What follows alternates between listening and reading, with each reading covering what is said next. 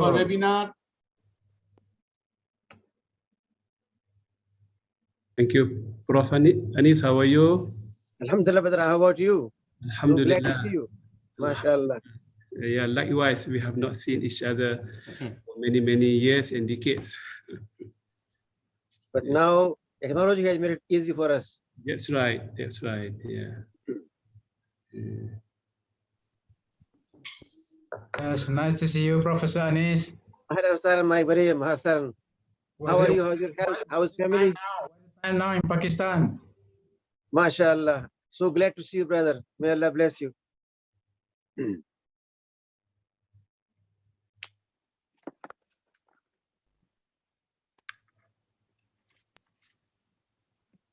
Honorable Dato President, can we begin our program? Yeah, sure, sure. I mean, if you are okay to begin, let us begin. Inshallah. Ala barakatillah. أعوذ بالله من الشيطان الرجيم بسم الله الرحمن الرحيم السلام عليكم ورحمة الله وبركاته الحمد لله رب العالمين والصلاة والسلام على أشرف الأنبياء والمرسلين وعلى آله وصحبه أجمعين. Honorable Dr. Muhammad Daud Bakar, President, International Islamic University, Malaysia, Professor Dr. Anis Ahmed, Vice-Chancellor, Riphah International University, Islamabad, Pakistan, Professor Dr. Zaid Bin Ahmed, Department of Government and Civilization Studies, Faculty of Human Ecology, University Putra, Malaysia, Associate Professor Dr. KHAIRUDDIN Al-Junid, Faculty of Arts and Social Sciences, National University of Singapore, Professor Emeritus Dr. Uthman Bakar, Al-Ghazali Chair of Epistemology and Civilization Studies, ISTAC-IIUM, Deputy Rectors, Deans, Deputy Deans, Professors, colleagues, beloved students, honored guests, ladies and gentlemen. I am pleased to welcome you all this morning to the international webinar on knowledge, organization, and management in the universities, Islamic perspectives, organized by the International Institute of Islamic Thought and Civilization, ISTAC, International Islamic University, Malaysia, IIUM, Kuala Lumpur. ISTAC is dedicated to engaging in advanced level study and research about Islamic thought and civilization at national and global levels to nurture comparative, cultural, and civilizational studies devoted to the renewal of Islam and human civilization. Its mission is to produce a new breed of academics and scholars who are multilingual and multidisciplinary in their expertise with knowledgeable understanding of the universal message of Islam for the advancement of Islamic thought and civilization, who can address new challenges and concerns facing the Muslim Ummah and humanity, which will enable meaningful living in the 21st century globalized world. Today's webinar will discuss the theme of knowledge, but concentrate on knowledge, organization, and management issues in the universities, especially from the perspective of Islam.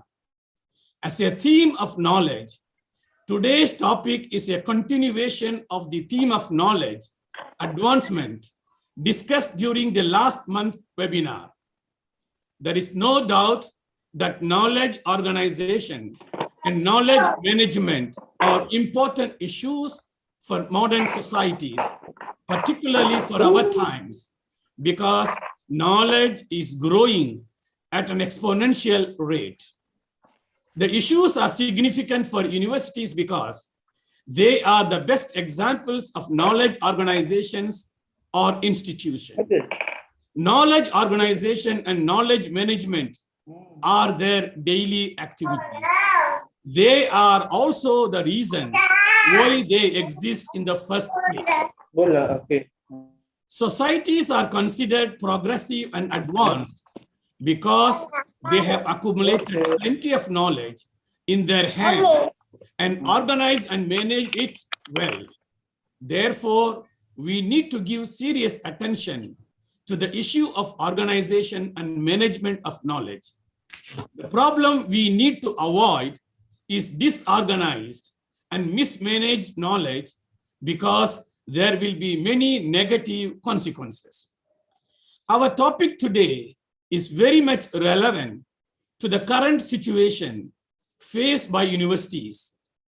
Critics raise many issues about the role and integrity of universities, both from within the universities and the general public.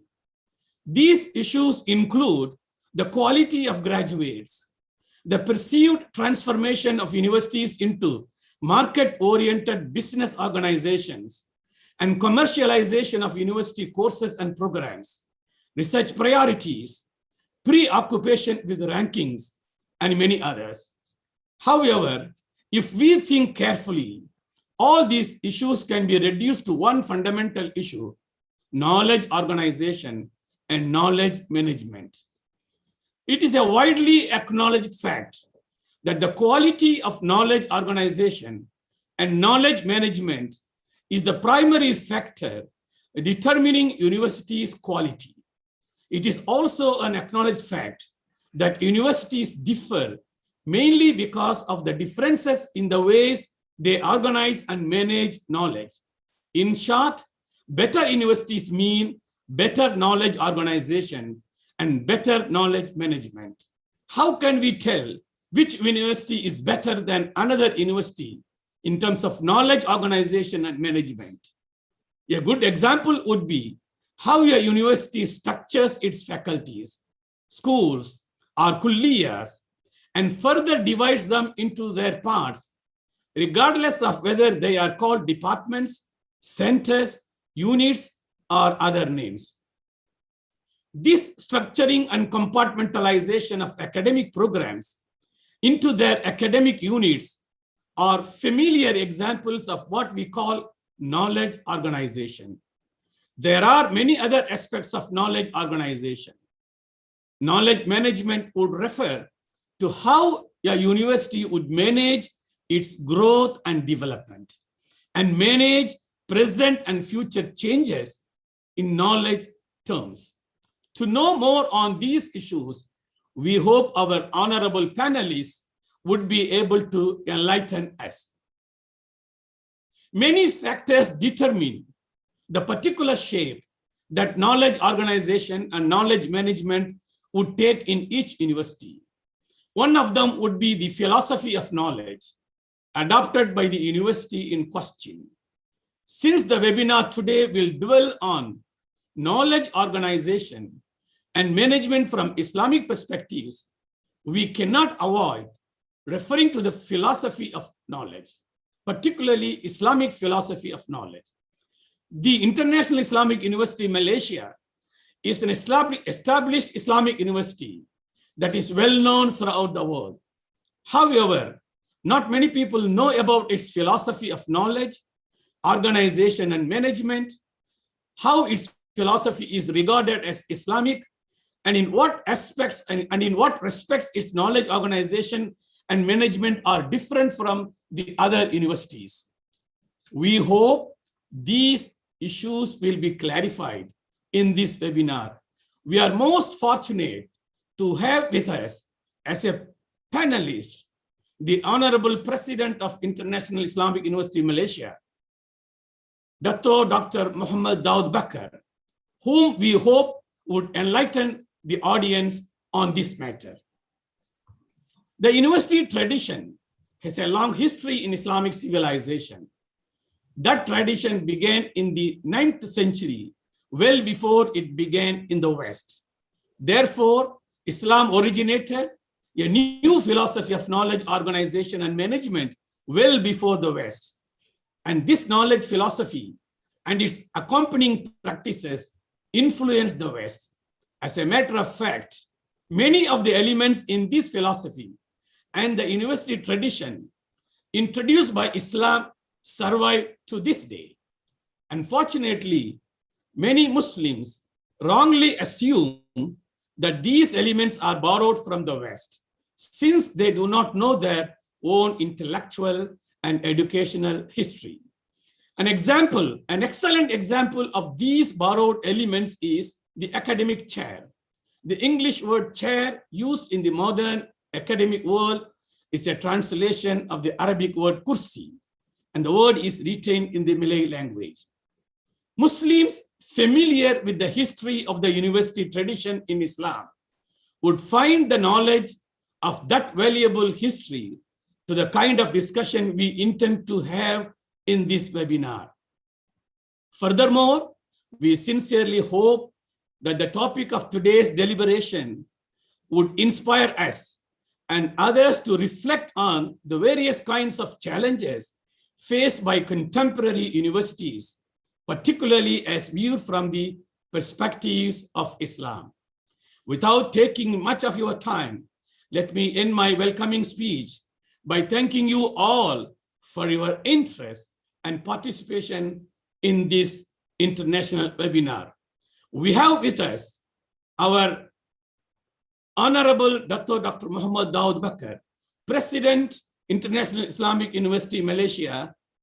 And before I welcome him to deliver his speech, let me introduce our Honorable President to our audience.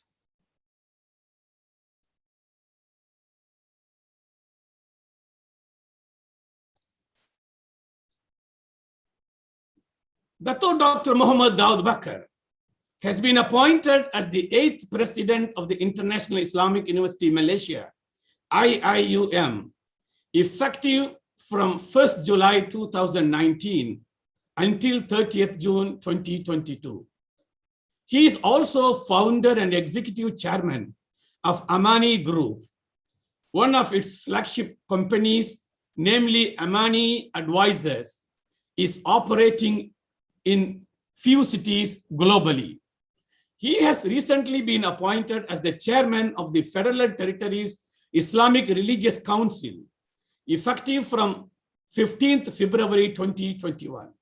He also serves as the chairman of the Sharia Advisory Council of the Astana International Financial Center, Kazakhstan, and at the Central Bank of Malaysia, the Security Commission of Malaysia, the Labuan Financial Services Authority, the First Abu Dhabi Bank, and Permodalan National Berhad.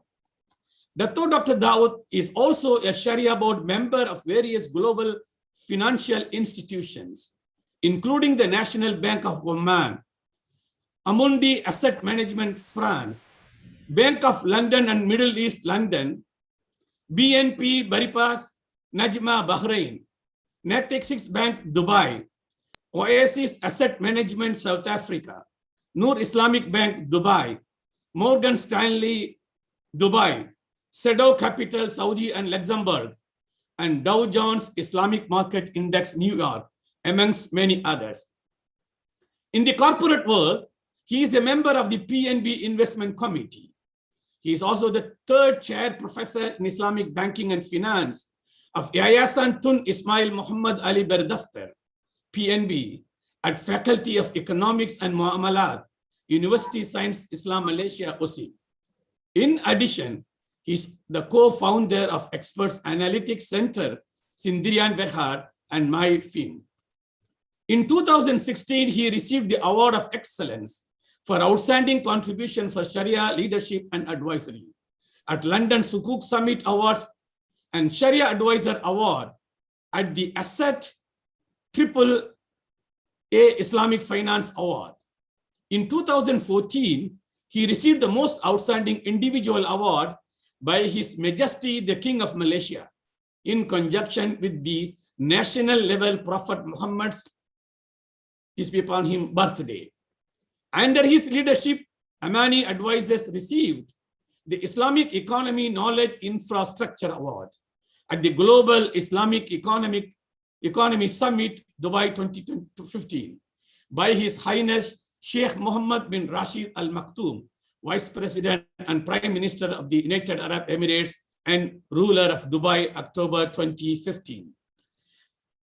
Dr. Daud Bakar received his first degree in Sharia from University of Kuwait in 1988 and obtained his PhD from University of St. Andrews, United Kingdom in 1993. In 2002, he completed his external bachelor jurisprudence at University of Malaya. His first book entitled Sharia Minds in Islamic Finance, an inside story of a Sharia scholar, has won the Islamic Finance Book of the Year 2016 by the Global Islamic Finance Award in 2016. Then his book on Sukuk entitled An Insightful Journey to Emirates Airline Sukuk, Pushing the Boundaries of Islamic Finance, has also won the Best Islamic Finance Case 2017 by Riphah 2017 in Kazakhstan. His latest books include Mindset is Everything, 2019, The Hard Truth of Islamic Finance, 2019, Ratiocination in Islamic Legal History, 2019, and Corporate Matrimony, 2019. His other books include Mainstreaming Islamic Finance, 2018, Sharia is Life, 2018, I have 25 hours a day, 2016, Duha, Cahaya Pagi Yang Terang, 2020, and Kembara Ilmu Dari Sungai Kolok, K. St. Andrews, 2021. With this brief biodata of the Honorable Dr. Muhammad Daud Bakar, the President of International Islamic University, Malaysia, may I welcome him to share his thoughts on our theme, knowledge management and organization in universities, the Islamic perspectives. فليتفضل مشكورا, Honorable President. Thank you. Okay. Bismillah ar-Rahman ar-Rahim. Alhamdulillah. Alhamdulillah alladhi bina'matihi tatimmu as-salihat was-salatu was-salam ala sayyidil anam wa khatamil anbiya'i wal mursalin sayyidina Muhammadin wa ala alihi wa sahbihi ajma'in, amma ba'd. Thank you, my beloved colleague, Dr. THAMEEM Usama, as the moderator of today's session. Respected, beloved Professor Dr. Anis Ahmad, the Vice-Chancellor, Riphah International University, Islamabad, Pakistan. Respected Professor Dr. Zaid Bin Ahmed from University Putra, Malaysia. Respected as a Professor Dr. KHAIRUDDIN Al-JUNIED from National University of Singapore.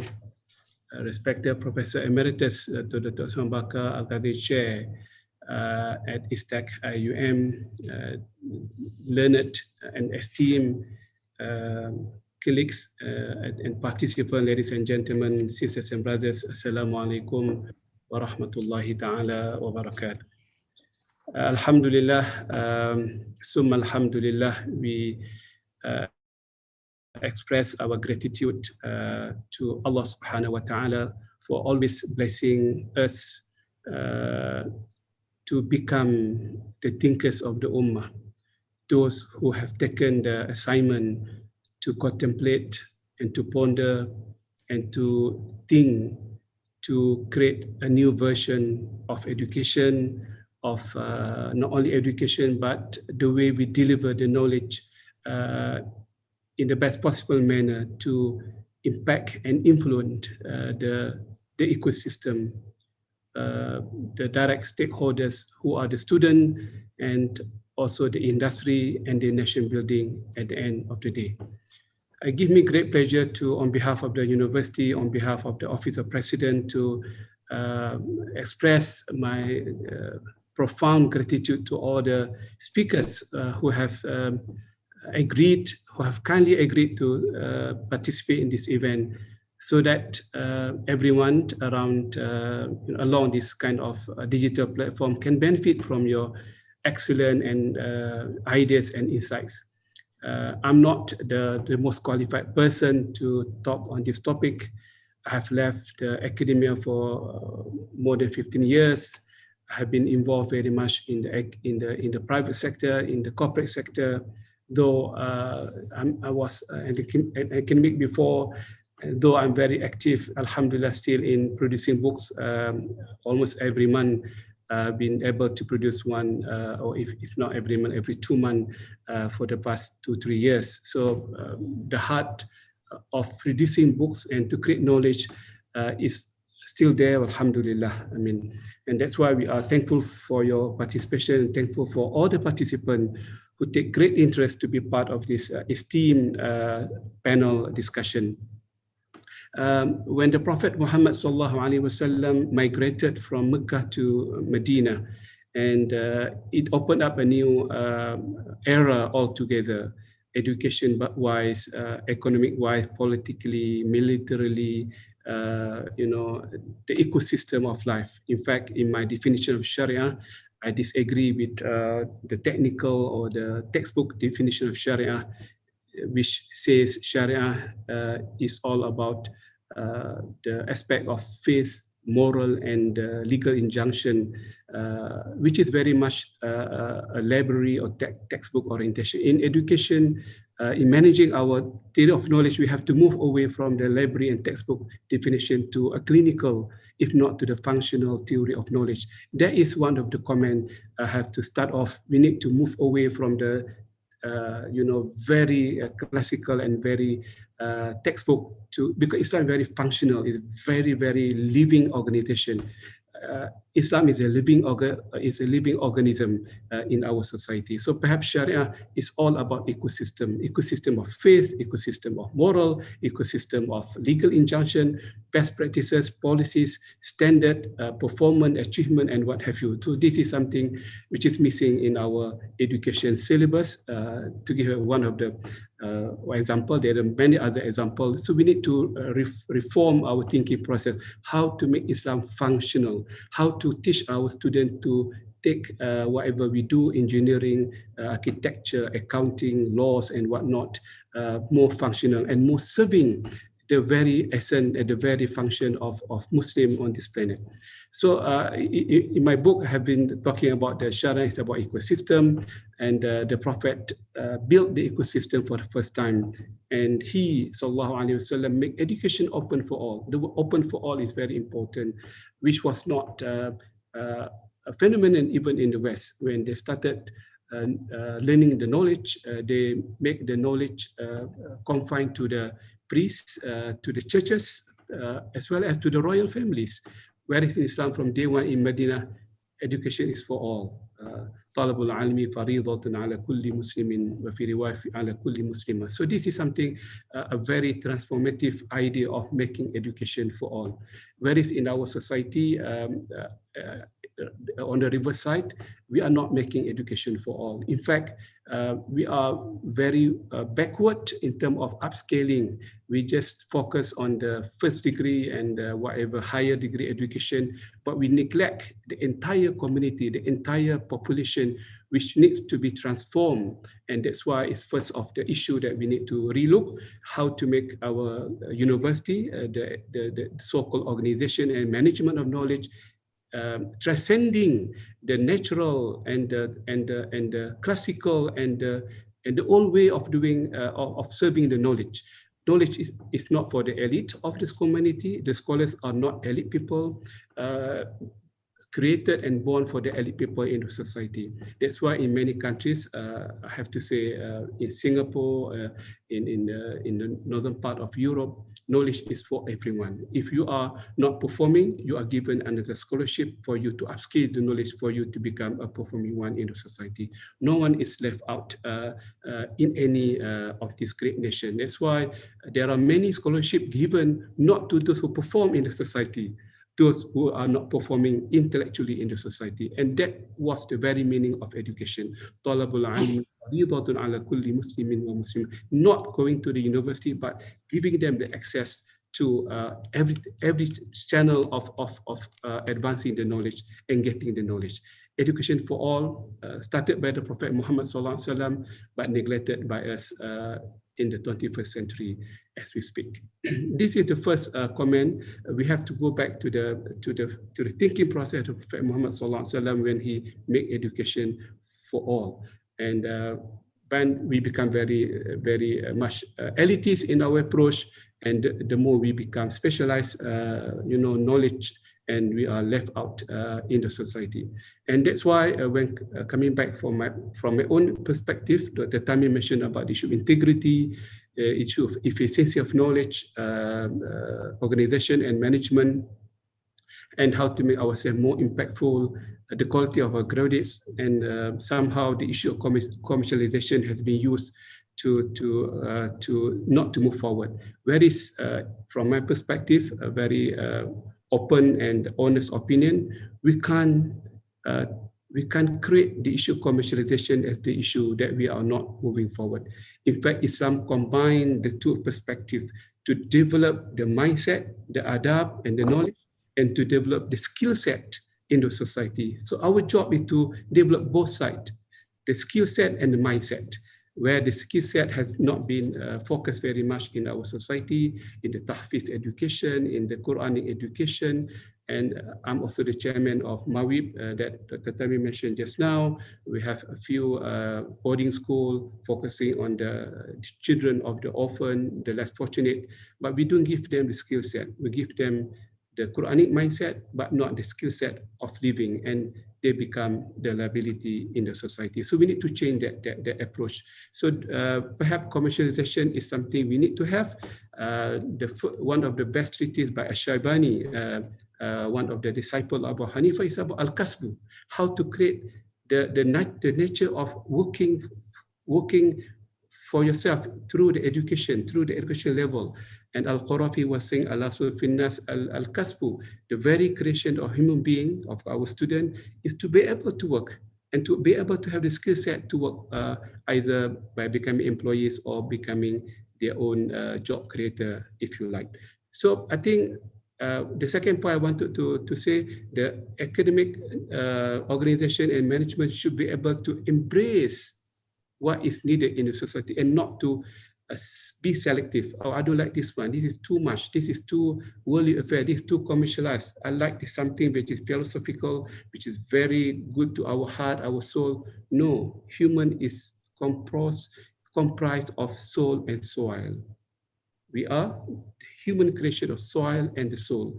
We need to cover, when it comes to education, as much as we cover the knowledge of Islam, the knowledge of adab and deen and thinking process, we need to tell them how to apply for a job, how to create your CV. This is the simplest thing, of course, but many things are lacking in our education. Our education is to prepare our young people, our young and vibrant students to be able to be on their feet and not to be a liability to the society. So this is something we have to manage. We have to find the tuning, if you like, the balancing act. Life is always about balancing act. Life is always about putting the things on the balance and the probability and the integrated scale at the end of the day, and not giving preference of one over the other. And the Sharia, again, this is my statement in many books that I have written. The Sharia was not revealed, the Quran was not revealed to build the life in the hereafter. Over there, we have the SOP of Allah subhanahu wa ta'ala. There's no need to think of to build the school, hospital, doctors, clinics, vaccination, the drainage system, the weather management and risk management. Everything is covered and being managed by Allah subhanahu wa ta'ala. In this world, the Quran was revealed to create generation of generation who can build this world. That's why the Quran contains verses on water more than verses on the prayer or the salah itself. The importance of water treatment, water refinement, using all the chemical or membrane technology, whatever technology, to be more efficient from the raw water to becoming drinkable water, affordable to everyone. This is the skill set we are talking about. The Quran is full of skill set and more than the mindset for the hereafter. If you look, if you do the empirical research of the Quran cover to cover, you might find this, which I have done, alhamdulillah.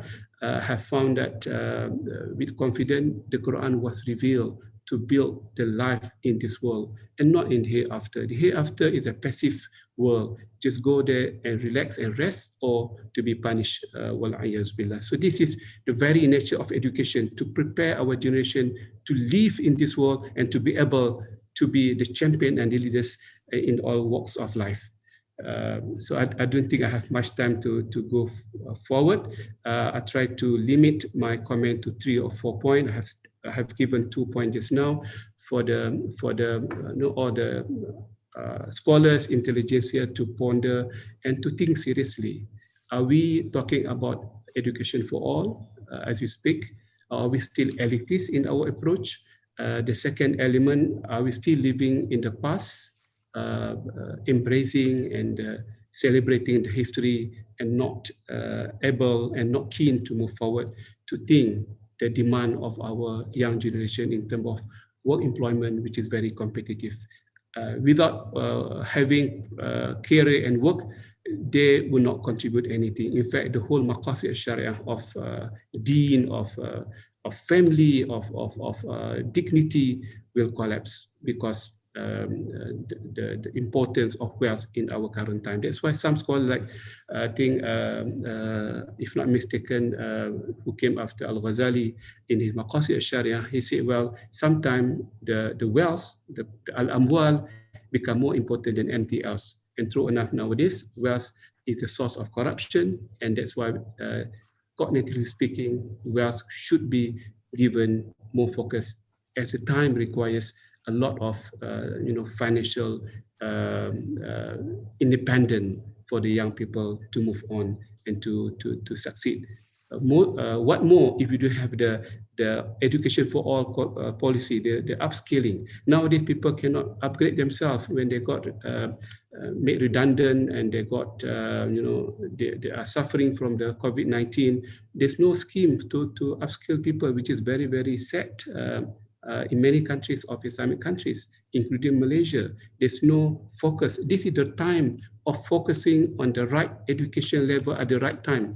Education is progressive, dynamic, and not static. Sharia was not static either. So this is the 2 points. The third point, I don't think I have much time to be fair with other speakers. I think in my world of corporate world, we used to have, we still have what we call the incubator and accelerator. These two terms are very common, and where the factories, the research center in Silicon Valley and many other centers of the world, they like to incubate, which is like our university. We need to incubate people for 4 years, sometimes 7 years, sometimes 6 years, sometimes too long. Our education tend to take a longer time period. We never change. We thought 4 years is something great. We cannot change 4 years, as if it become Arkanul Islam, become part of pillars of Islam. 4 years is something you have to follow, and nothing less, nothing more. Whereas education has become very flexible, very robust and dynamic. So the incubator is one thing. So we are the incubator at the university, and sometimes we have the accelerator. Some people need acceleration. We put them in the system. They can become the next, 50 IPO of the country, can be listed in the stock exchanges. The same goes to the university. Perhaps we can focus on 50, 100, 200 students to become the captain of the industry, to become professors, great professors in the future. Those who can absorb in our university administration as part of the administrator, or perhaps the lecturers and the professors of the university.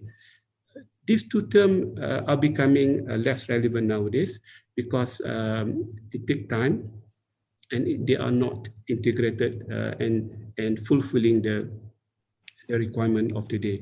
And the new term appeared or emerged 2 years ago, the venture building, where it tends to put everything together to incubate and to accelerate the production of the workers and the captain of the industry, and also to provide some capital assistance. So perhaps in our case of administration and management of the knowledge, I would urge everyone to start Googling, if you like, the meaning of venture building or venture builders. Perhaps I would encourage very much that the university should move from being just an incubation or incubator to accelerator and now to venture builder, because we need to do more wonders. We cannot be doing the old way of doing things over and over, expecting new result. It's quite impossible, and it is not practical whatsoever. So the venture building or venture builder could be the new recipe of the current for both the industry as well as the university and the higher learning institution.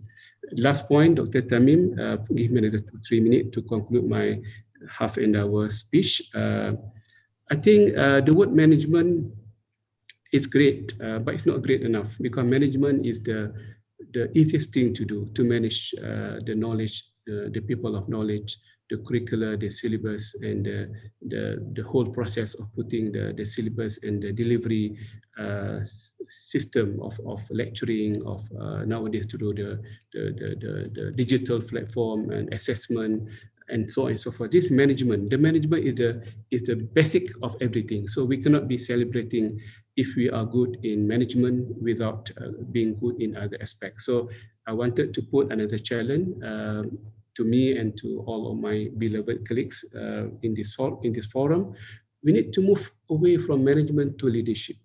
Leadership is, in fact, the tagline of our university is to lead the way, to become the leader, to show the way, and to be able to create ideation and to document it and to add value to it and to make it implemented in the real world. If you're talking about integration of knowledge, so be it in the real world. If you're talking about competency excellence, so our students must reflect they are good in English, in Arabic, in multi skill, in skill set, in the mindset, in akhlaq, everything, which we have not done any metrics of assessment as yet for the last how many years. So we need to take a new step altogether to really look into our leadership function of academics and the knowledge.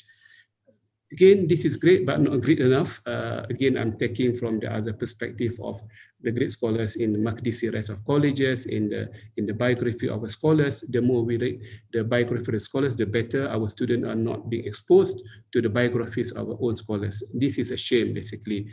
So we need to bring the new dimension of knowledge. The reading through the biographies and bibliographies of Al-Razi, Al-Shatibi, and Al-Ghazali, and Ibn Taymiyyah, and Al-Shafi'i, and many other great scholars will give them the feeling of, and we cannot be selective. We can also bring the scholars who are practitioners in their own way, Abu Yusuf, Abu Ubaid Al-Qasimi, bin Salam, and many other who have been away from the library and the textbook to become one of the organ of the administration of the nation. From management to leadership and to influencing. We should be able to influence leaders who can influence our ideas, our words, our books, our theories, our syllabus can influence people to talk about the way we do things, the way we deliver things, and we develop our students. So leadership of influence, and this is very hard. And in fact, the prophets, all of them, they are great managers, they are great leaders, and they were great influencers. People look at their face, people look at their work, at their words and attitude and character. They tend to believe that these prophets are special human being among them, and that can influence. The act of influencing comes from the knowledge management. We have to put everything so that we can manage, lead, and also influence. And next level would be impacting, not only influencing. Some people can influence, but they don't impact on people. We have to be impacting in our knowledge management, and we cannot be so good in our own world, in our own our own box, not influencing and not impacting the wider and the entire community. And the entire community is our stakeholders. Our stakeholders is not one or two or three among professors, among ourselves.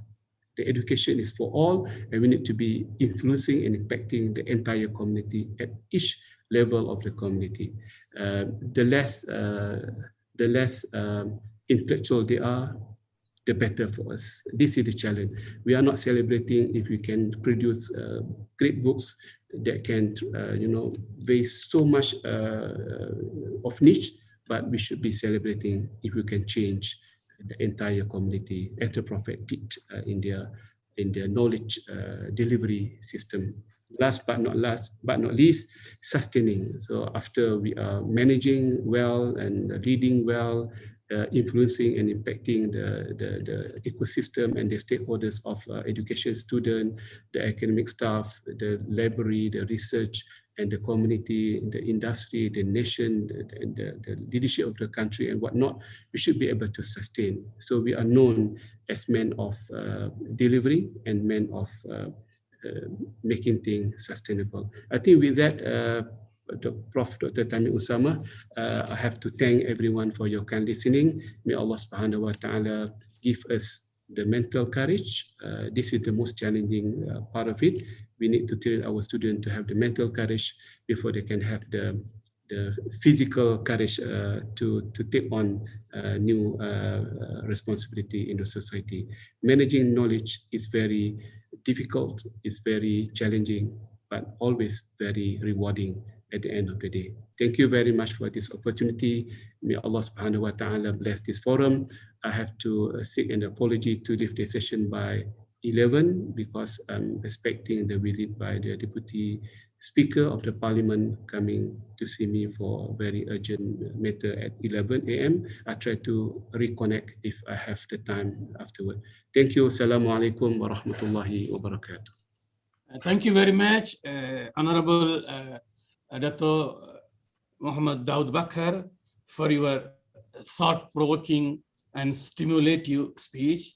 The points that you have raised in your speech are extremely significant, and the universities and institutions of higher learning have to really ponder over those points that you have raised, starting from Sharia as the ecosystem which is missing in our syllabus, to venture building, and also to expose our students to the biographies of great scholars.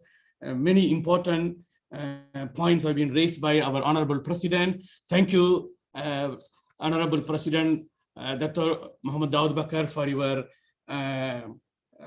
time today.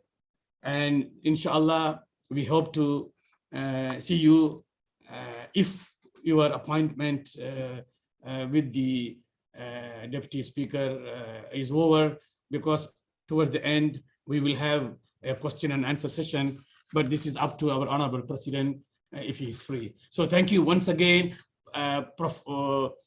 Dr. Daud Bakar, for your enlightening speech.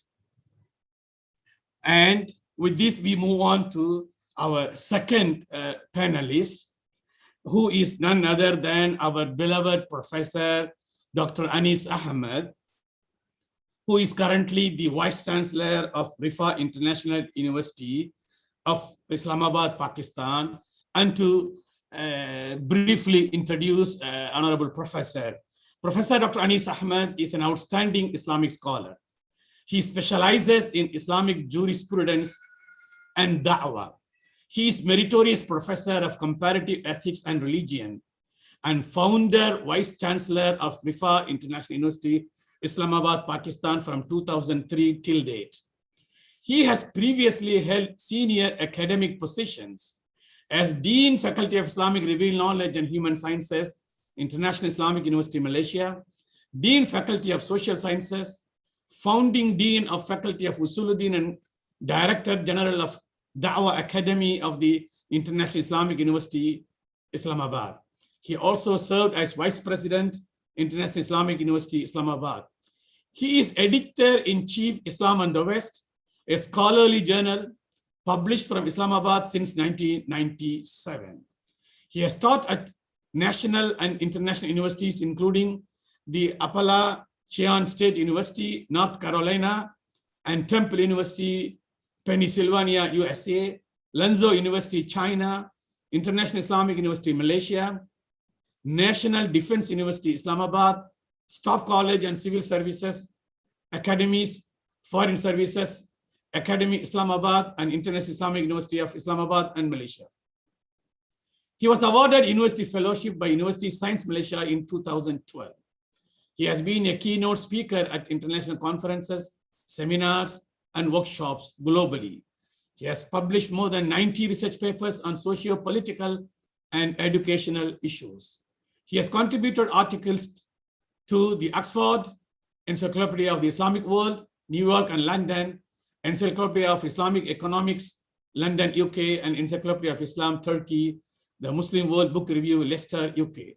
His latest books include Jinnah's Islamic Vision of Pakistan, published in 2021, Al-Fatiha, a thematic study, again published in 2021, Issues in Islamic Society and State, edited by in 2019, published in UK, and Gender, Law and Society in Islam, published in 2019 in Islamabad. With this, may I respectfully call upon Professor Dr. Anis Ahmed to deliver his speech. Falyatafaddal, Professor. Brother Muzammil, can you run his slides? Muzammil? Yes. Prof, can you see your slides, Prof? Can you unmute your phone? Microphone, Prof. Yes, thank you, Prof. Thank you, Prof. أعوذ بالله من الشيطان الرجيم بسم الله الرحمن الرحيم الحمد لله والصلاة والسلام على خاتم الأنبياء. My very dear brother Dr. THAMEEM Usama, Honorable Dato Muhammad Daud Bakar, Honorable Professor Dr. Zaid Bin Ahmed, Honorable Brother Professor Emeritus DATUK Dr. Usman Bakar, distinguished participants and panelists, and many of my own colleagues from Malaysia and elsewhere. Assalamu alaikum wa rahmatullahi wa barakatuh. It has always been a pleasure and honor to interact with my former colleagues in Malaysia and elsewhere, and I am highly thankful to Professor Dr. Usman Bakar, Brother THAMEEM, and others who arranged this seminar and allowed me to be with you for a few minutes. I have developed a few slides to keep myself within the time limit, and I'll go on them very quickly. But before that, let me say that it was a real pleasure to listen to Dato Daud Bakar, and particularly the way he talked about Sharia and industry. I fully agree with him that Sharia has been unfortunately confined to matters of Aqidah and some social issues. But Sharia essentially is the spring of life and being, even literally.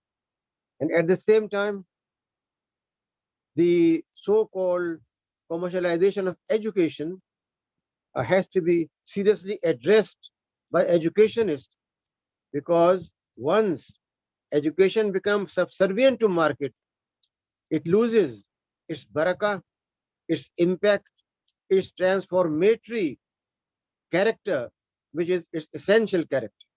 Therefore, educationists have to take it up very seriously.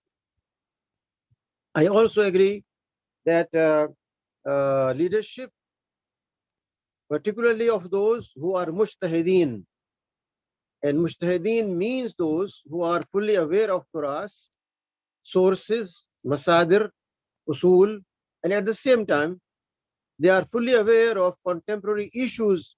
Otherwise, they cannot apply Sharia on them and cannot come with new answers. So we have to revive the tradition of mujtahideen, which in my view was not exclusive, but inclusive. Islamic approach is inclusive, not exclusive. And that's why it's universalistic and applicable. With these few observations, my presentation is essentially conceptual, and I will try to confine myself to that aspect only.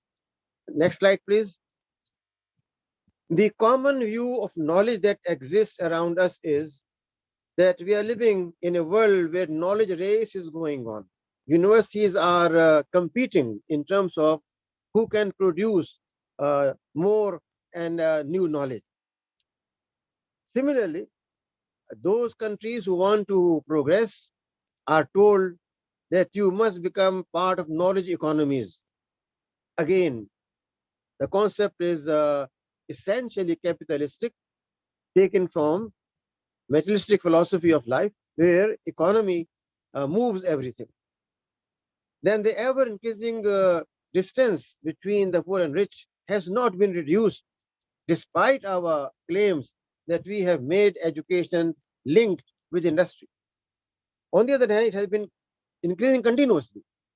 And at the same time, we are having a very serious deficit of ethics and morality because of the technological uh, dominance in society. Next, please. Knowledge usually is understood as derived from information in the same way as information is derived from data. Information about market size, market need, capacity of markets to utilize, all these contribute to our research in that area and makes knowledge relative and linked with society. But data alone does not predict any trends. It's only the human mind and activity that is to be synergized with that. Next, please. Knowledge or episteme in the classical Greek. Next slide, please. Yeah, thank you. Uh, uh, was considered as science or information of knowledge about knowledge or learning how to learn. Therefore, the highest form in Greek thought was Sophia or episteme, and which was for some the whole of knowledge and for some first principles. Next, please. But the common source of knowledge that we have today, starting with the Greek, has been either sense experience, empirical reality, intuition, our inner feeling, inspiration, abstraction, conceptualization, philosophization, or having coherence of truth, or personal or mystical encounter with the holy and reality, leading to unveiling or glimpse of knowledge and some spiritual enlightenment. Next, please. While this diagram tells us how knowledge in general is considered as driven from a conglomeration of verified knowledge. Next, please. But knowledge classification is definitely different, and we need to understand that it has many kinds: philosophical knowledge, theological knowledge, scientific knowledge, physical knowledge. It is also classified as intellectual or rational, or that which is reported, or that which is inspired by Sharia, or that inspired by certain theological and legal aspect. These classifications of knowledge exist, and we know about that. Next, please. But my point here is that the fact of the matter remains that Muslims have made enormous contribution in introduction of Greek thought as well as some of their ideas through Arabic translations and contributions made by the well-known philosophers in front of you. The important question we often do not ask is how far the ideas of these and other scholars were inspired by the Greek and Indian philosophies, and how far they represent essentially the core of the Quran and Sunnah. This question is sensitive.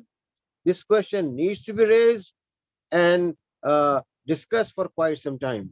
For example, to what extent Ibn Arabi's concept of Tanzih and Tashbih or Baitul Wujud can be substantiated by the Quran or Sunnah. In that respect, Ibn Taymiyyah's criticism cannot be neglected. It's worth considering. Next, please. In my understanding, Islamic view of revealed knowledge is to be given centrality. Revealed knowledge or ilmul wahi, for me, it stands for first and foremost holistic, transcendent, objective, and universalistic applied knowledge. These words are very simple. I have selected those after thoughtful process of understanding what we mean by revealed knowledge. Revealed knowledge is not confined to just revelation, but it is that knowledge which provides or carries all these characteristics and definitely rooted and inspired by revelation and prophetic example.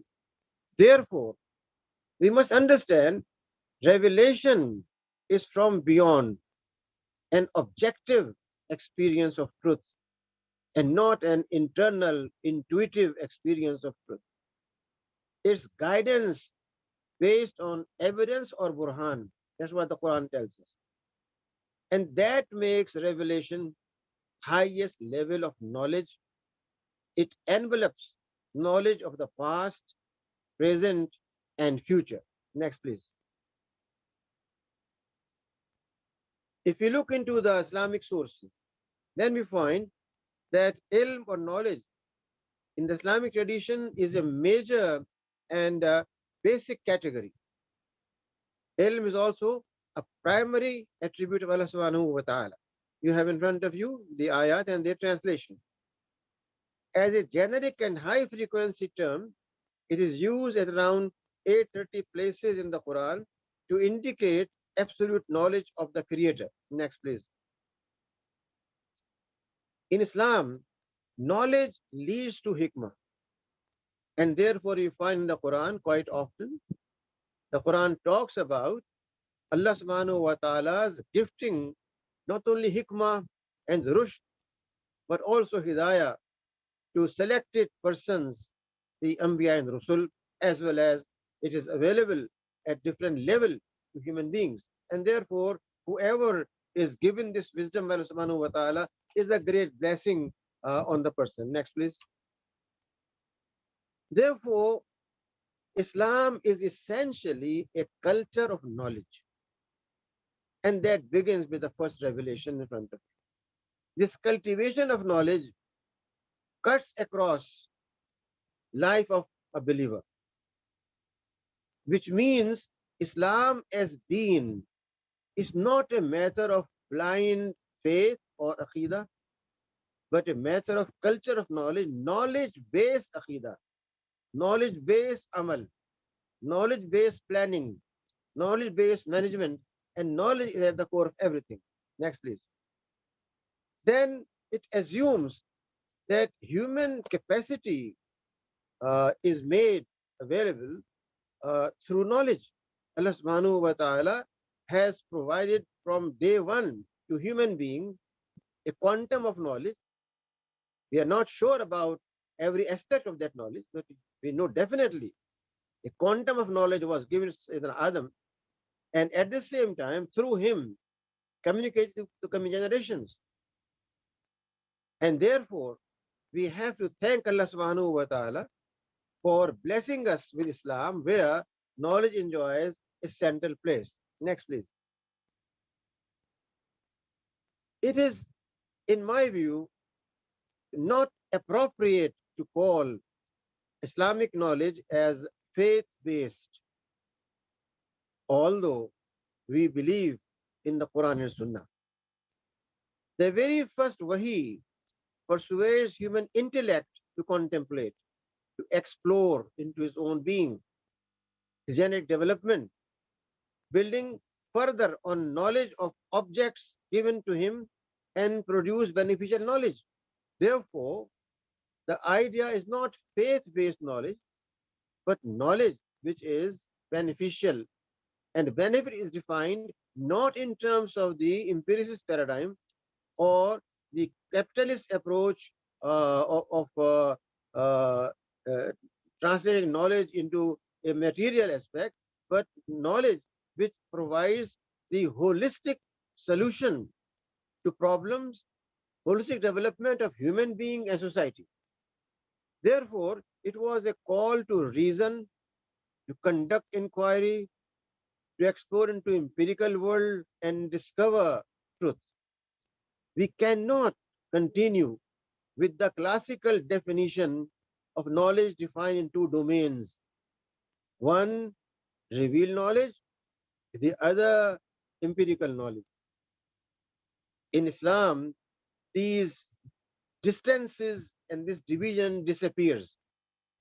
And a person who is conducting medical research based on the Quranic inspiration is generating ilm nafi as much as a usuli sitting in his library consulting all books of usuliyin comes up with some new concepts. Therefore, I do not believe in that classical division between this is worldly knowledge or this is religious knowledge. Next, please.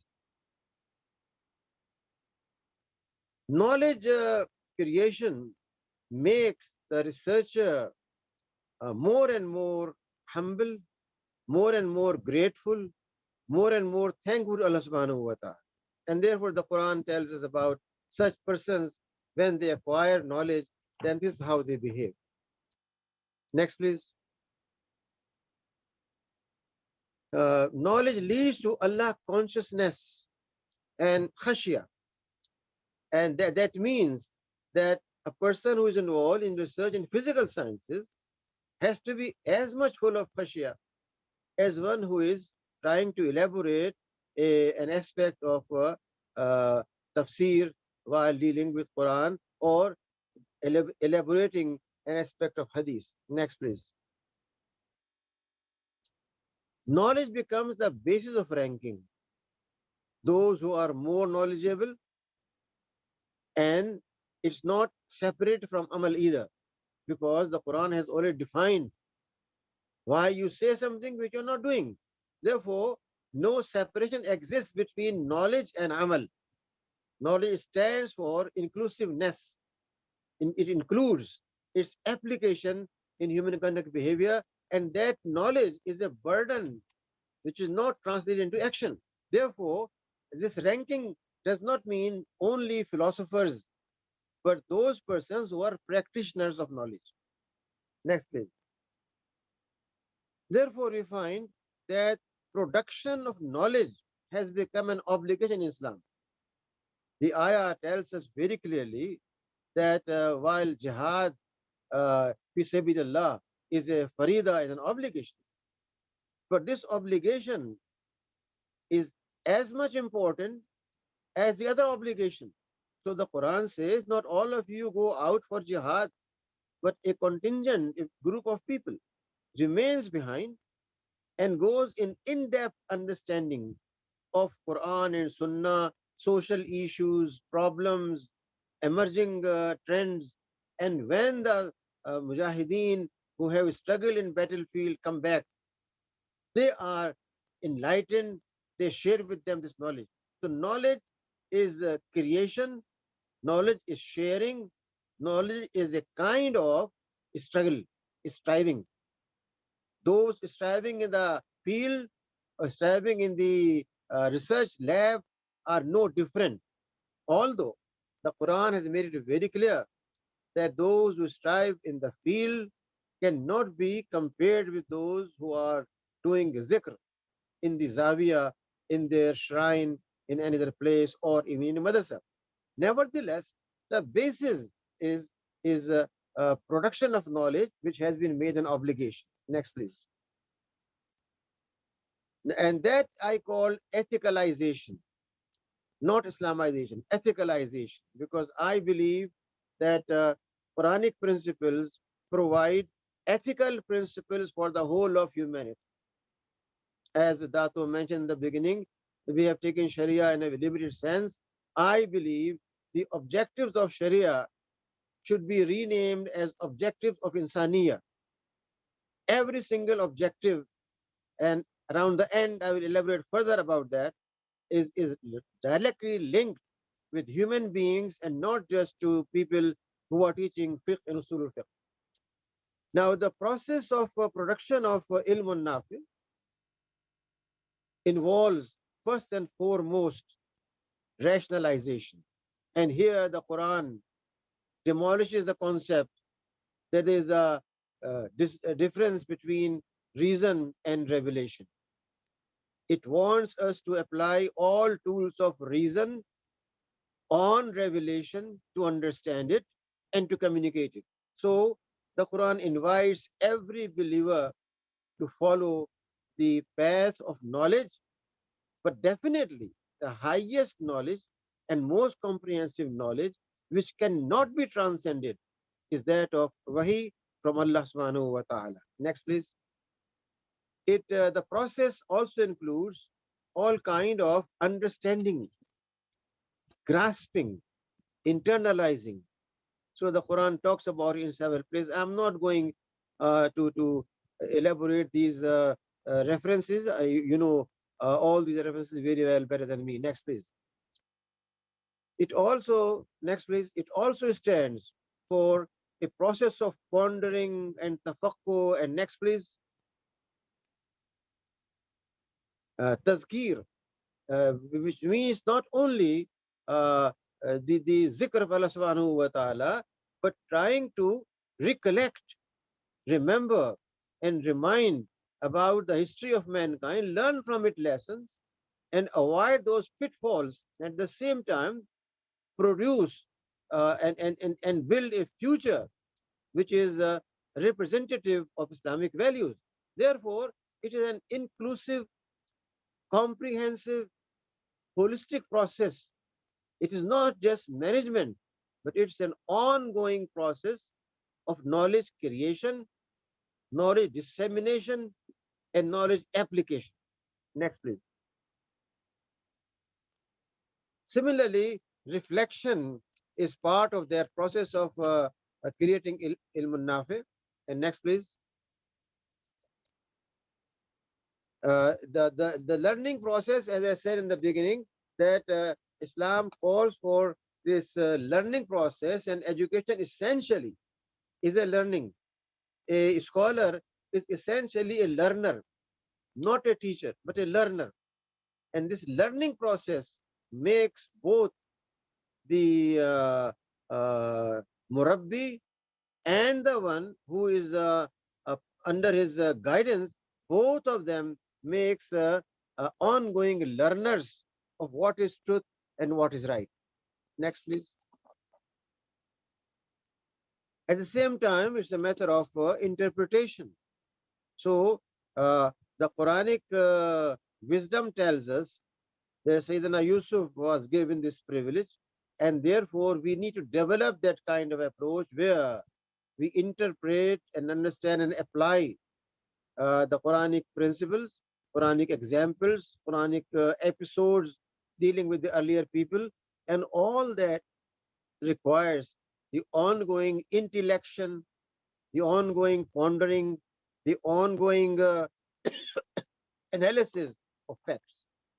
Next, please. Transcending the conventional ethnic, racial, linguistic-based classification of human society, Islam introduced a knowledge-based classification of people, and therefore it says very clearly that those who are knowledgeable cannot be equal to those who are not knowledgeable. This is the difference between Islamic society and others. It's a knowledge-based society where a child, a teenager, an adult, an elderly person, all of them are to be assessed and classified based on knowledge and not based on any other aspects. Next, please. Therefore, Islam's knowledge-based strategy for development goes beyond the concept of industrial worker, knowledge worker, or knowledge manager. It wants to create knowledge producers, leaders of knowledge, knowledge disseminators, and knowledge leaders.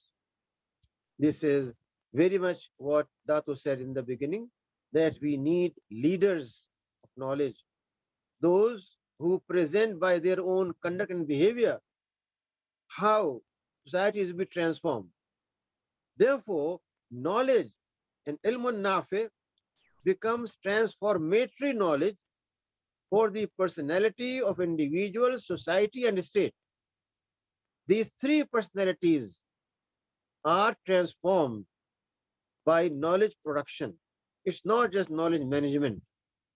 Knowledge management means that there is a uh, influx, there is a flood of knowledge, and now that flood is to be controlled by putting dams, controlling it, confining it.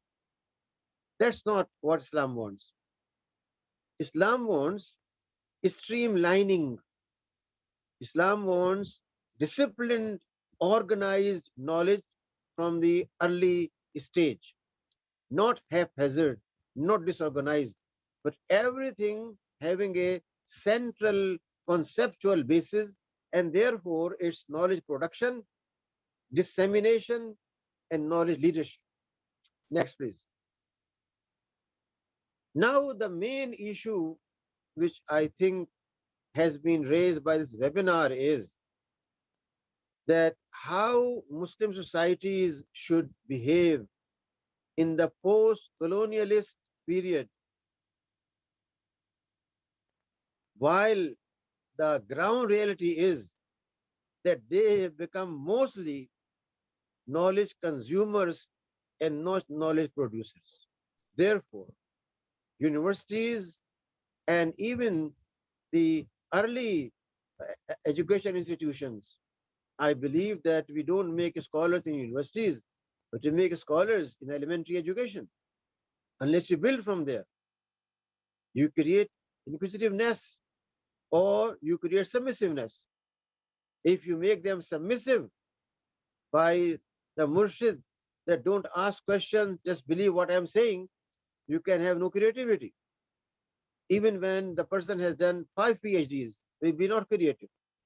But if elementary education creates a mind inquisitive, which observes things, classifies them, analyzes them, then you will have creative thinkers, you will have PhDs, which will address real live issues and not just hypothetical issues. So Muslim societies have been consumers.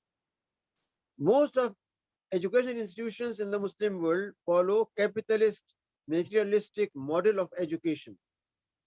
In the IIU Malaysia, when I was dean of the faculty, we tried to develop a new brand of knowledge where revealed knowledge as the basis and the contemporary knowledge was also provided, so they know what is current trend.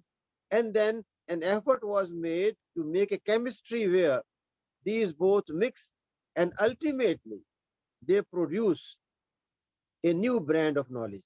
That knowledge which is inspired by Wahi, at the same time which is aware of contemporary issues. So an epistemic paradigm shift is needed for the revival of Muslim Ummah. Next, please. I think we need to talk a bit about this approach, which I call Tawhidic approach. Tawhid stands for unified knowledge, that is, no dualism of religious and non-religious, no dualism of sacred and profane, no dualism of knowledge which is for dunya and knowledge which is for al-akhirah. There has to be one and only kind of knowledge. Therefore, the one who is working on an ayah of the Quran as a mufassir, and the one who is working on the ayah of Qawn, of the universe of human existence and nafs, and trying to produce knowledge, is coming up with unified knowledge, which I call ilm an-naf. Therefore, the ink of a scholar is as sacred as the blood of Shaheed fi sabilillah. Unless we develop that approach, we will be victims of a dualism. A dualism, these are applied sciences, these are revealed sciences, and you live in two worlds at one time, which may meet somewhere or may not meet somewhere. What we need to do is develop a different approach, which I have been for last over a decade mentioning as ethicalization of knowledge. The Quran provides the model of khuluqun azim. The Prophet example is called highest level of ethics. وَإِنَّكَ لَخُلُقٍ azim. And therefore, this ethicalization based on the ethical principles of the Quran and prophetic approach are to be the basis of all scientific investigation in social sciences as well as in applied science. And mind you, unfortunately, in Muslim world and even elsewhere, social sciences have not been given their due importance, and political leaders have always been talking about technology, always talking about material progress. But no progress of society which is beneficial for human beings can take place without equal contribution of social scientists in their development. Social scientists who analyze society, who come up with data analysis on economic, social, political, spiritual aspects of a society, and based on that, you develop a technological help in solving their problem. And technology alone cannot solve the problems either. As Jacques Ellul, a French philosopher, insists that we have become a technological society and culture. I believe that what we see in the West and what we unfortunately, because of our colonized mind and souls of hundreds of years of following the West as our role model, that we have developed ourselves a feeling that more technologically advanced countries are more prosperous and more successful, while those who are technologically and materially more advanced have the highest rates of suicides, of immorality, of obscenity, of inhuman behavior. Therefore, social sciences should be given their proper place, and in that, the concept of ilm and nafi, not what market wants, but we make our own market.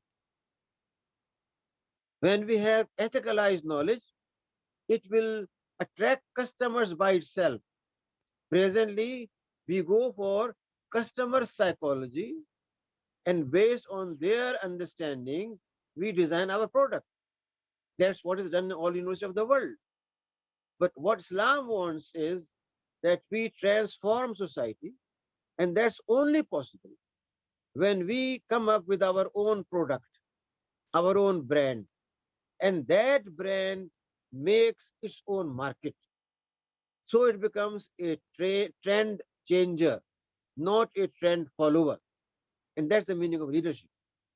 So ethicalization of knowledge therefore means to cancel the concept of secular knowledge by production of ilm and nafi, in which ethics is embedded and not a prefix or suffix, where we don't have a 10 minutes introduction on ethics, and then we teach what John Doe and Mr. Fox and Mr. Rock are telling us.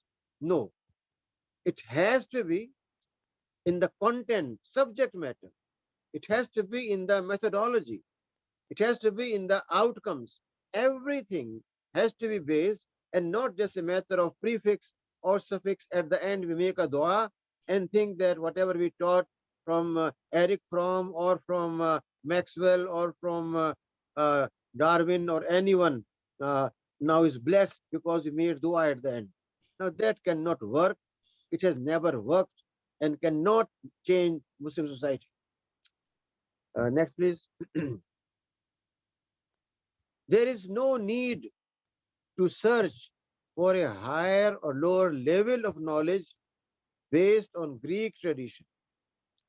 Ilm an-nafi is just ilm an-nafi. So long it serves the maqasid al-sharia, which to me are maqasid of insaniya, universal ethical principles as basis of any or every knowledge. I place Tawheed and Adl before the 5 classical objectives to make them 7. In front of you is a diagram, very simple one, that tells you that all other objectives which we have been discussing for centuries serve essentially 2 basic principles. First and foremost, unity in life. So unless the unity in life, it becomes meaningless to talk about life and protection of life. Why we protect life? Because it's Allah subhanahu wa ta'ala who has said, if you kill one single human being unjustly, you have killed the whole of humanity. This is Tawheed. Tawheed compels me to protect and promote humanity.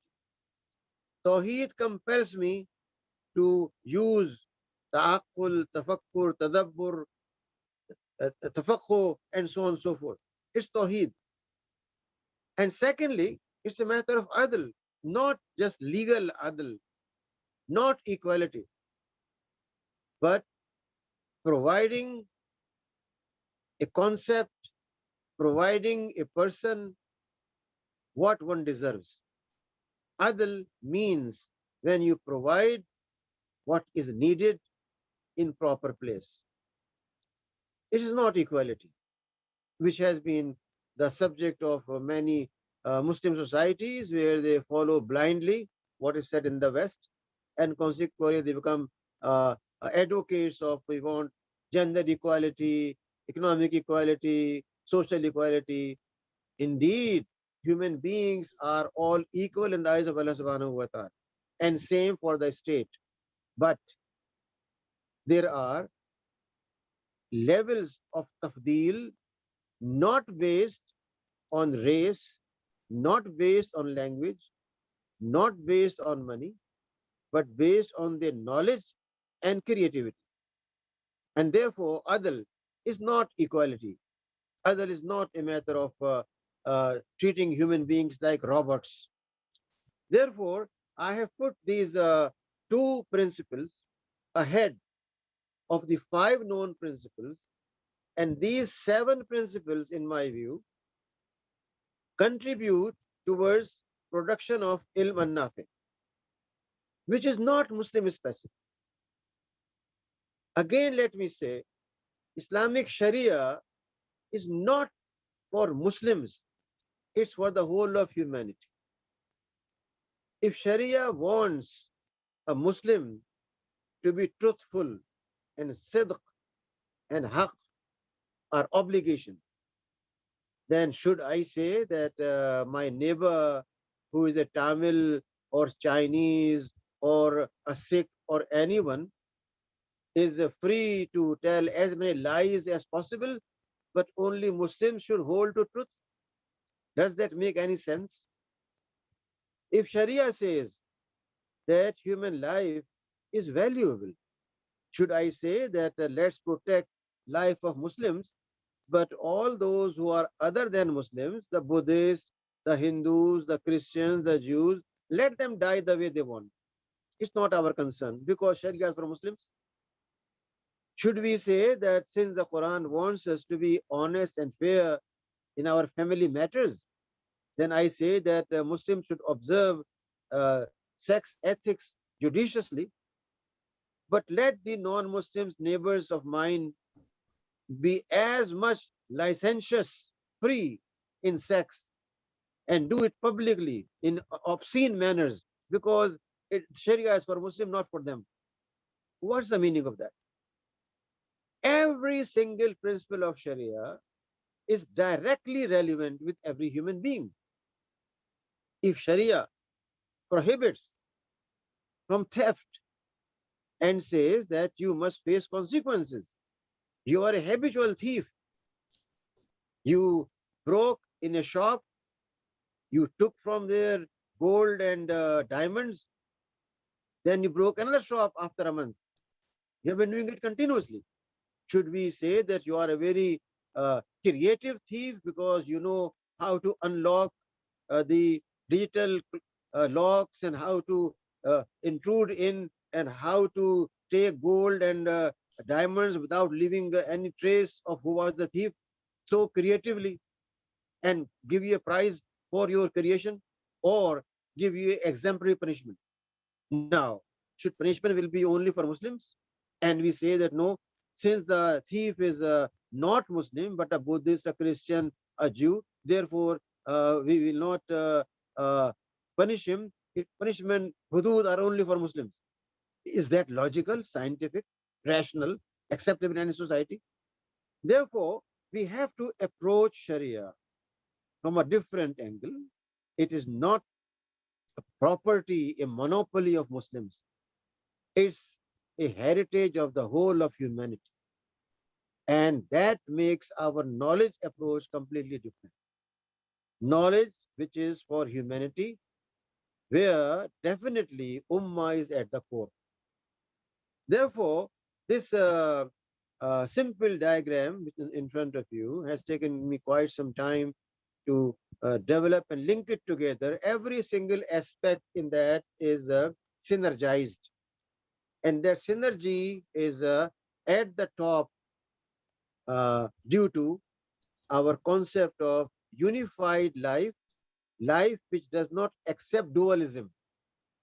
Tawheed means no dualism of sacred and secular, no dualism of deen and dunya.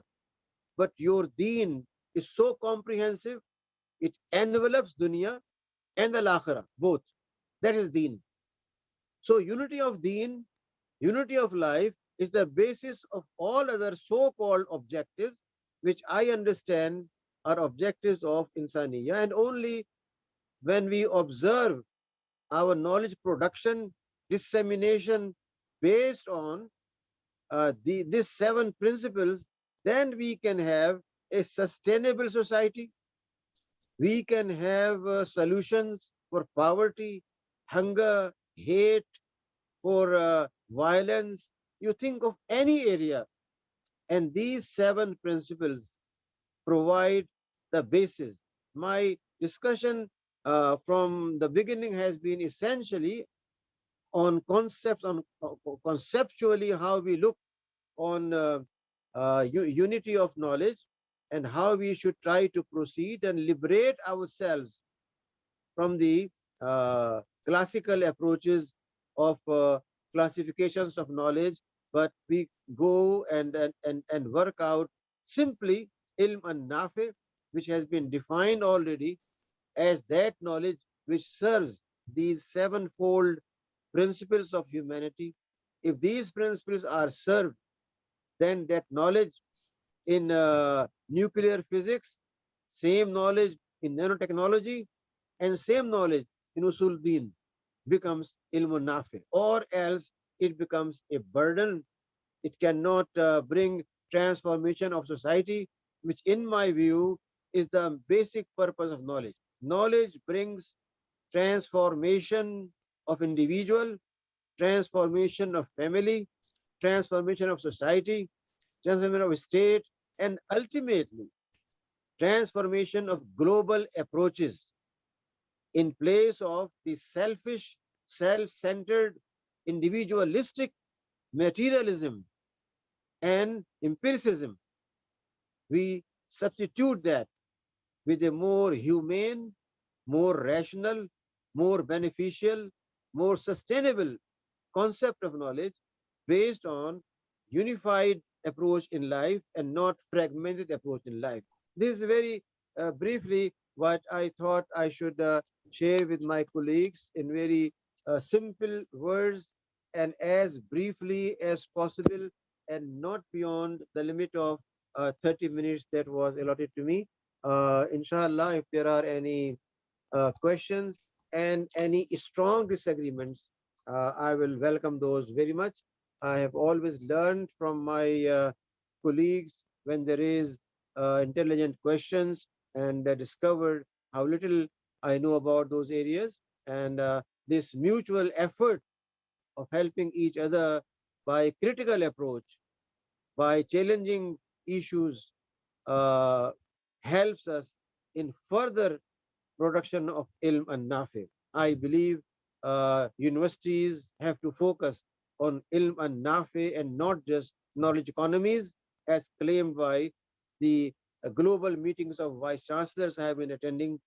They're only concerned about how we can get a larger number of students, how we can have our own financial statements more impressive to our boards of governors, and how we can meet certain so-called quality requirements in the race of ranking of universities of impact factor, which is essentially a club of those who quote each other. Therefore, we have to take a different approach in knowledge, and that has to be ilm and nafe, and not just what market wants, but we create our own market, our own brand, and that brings a transformation of individual, family, society, and brings a collective approach, ijtimaiya, not just individual, but for the benefit of humanity. May Allah bless you all, and I thank again the Institute and my very, very dear younger, rather youthful brother, THAMEEM, for organizing with his team this webinar and giving me opportunity to see faces of my very, very dear colleagues and share with them my very humble ideas. May Allah bless you all. Rabbil Alameen. Assalamu alaikum wa rahmatullahi wa barakatuh. Thank you very much, Professor Dr. Anis Ahmed. We have heard another thought-provoking and useful presentation from our honorable professor, and he has emphasized that the universities must produce ilmun nafi, beneficial knowledge, useful knowledge. And this is what we are really looking forward to do in our institutions of higher learning by the grace of Allah subhanahu wa ta'ala. And the points that have been mentioned by Prof. Anis are well taken. Inshallah, I will request Prof. Anis to put it as a paper so that we can publish in ISTAC, either in our journal or as a monograph. With this, let me move on to the next panelist. And before that, I have two requests. One, if the participants have questions to ask, please write your questions in the chat box so that we can select those questions which are extremely relevant and significant to be answered by our honorable panelists. Second, my request is the time is running out, so I most respectfully request our panelists to confine to 20 minutes. The third request is, since our associate professor, Dr. KHAIRUDDIN Al-Junaid, has to leave for some other important meeting, I have been asked by him to consider his speech now. So please, with the permission of Professor Dr. Zaid, if you have no objection, let me call Professor. Okay, thank you very much, Prof. Zaid. Alhamdulillah, may Allah bless you. And Dr. KHAIRUDDIN Al-Junaid, who holds his PhD from SOAS, London, is an associate professor at the National University of Singapore and senior fellow, previously Malaysia Chair of Islam in Southeast Asia at the Al-Walid Center for Muslim Christian Understanding, Georgetown University. He is the author of several books. Among the recent ones are Colonialism, Violence and Muslims in Southeast Asia, the Maria Hertog Controversy and its Aftermath, published in 2009, Radicals, Resistance and Protest in Colonial Malaya, published in 2016, Muslim Cosmopolitanism, Southeast Asian Islam in Comparative Perspective, published by University Edinburgh University Press, Hamka and Islam, Cosmopolitan Reform in the Malay World, published by Cornell University in 2018, and Islam in Malaysia and Entwined History, published by Oxford University in 2019. And his specialization is on the social and intellectual histories of Islam in Southeast Asia. Currently, he is working in the last stages of writing his new book entitled Shapers of Islamic Thought in Southeast Asia, which will be published by Oxford University in 2021. With this, may I respectfully call upon Associate Professor Dr. KHAIRUDDIN to deliver his speech. Professor.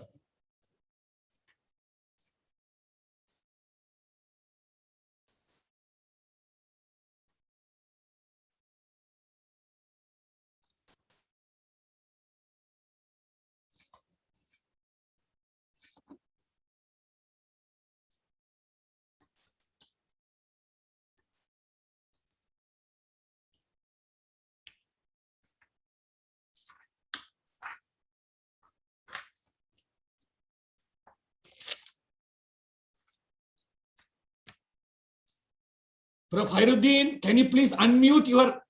Okay. Assalamualaikum warahmatullahi wabarakatuh. Alhamdulillah rabbil alamin wassalatu wassalamu ala asyrafil anbiya wal mursalin wa ala alihi wa sahbihi ajma'in. Thank you once again to the organizers for inviting me today for this very wonderful session. We have noted speakers, Prof. Anis, Prof. Zaid, Prof. Osman BAKAR, and Prof. DAUD BAKAR. All of them I would consider as my teachers. And I was just joking with some friends that if there's one thing that bind me and the rest of the speakers is that we all have gray hair. So at least there's something that put me at the same stage as the rest of the speakers. But more importantly, what I want to talk today is actually already covered partly by Professor Anis and also Professor DAUD BAKAR about how we can reflect on knowledge in Islamic universities, especially in history, and how we can take some lessons from these universities in our attempt to improve and to enhance the Islamic universities that we have now. I would like to echo first what Professor Anis actually said just now, that we need to move our discourse from talking about the Islamization of the sciences, the Islamization of knowledge, towards the ethicalization of knowledge.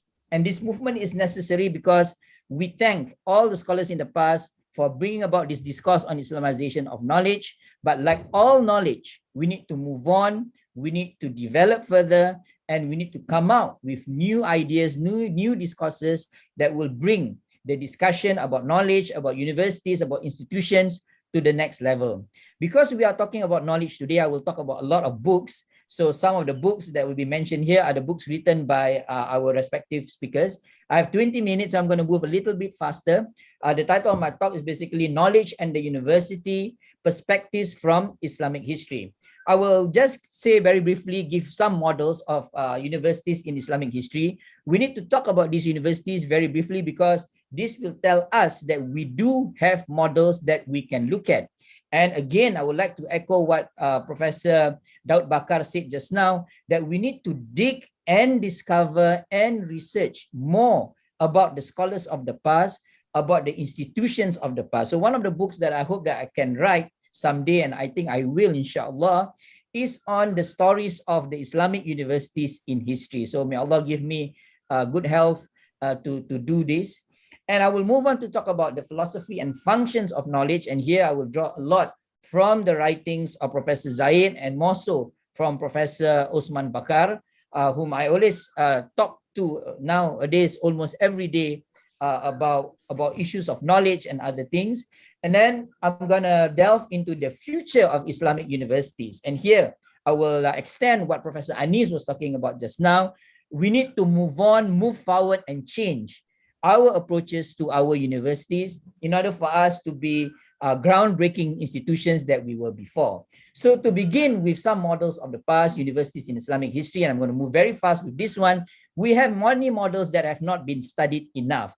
And for the postgraduate students who are listening here today, I would like to encourage that each and every one of you to commit yourself to the study of these universities in the past.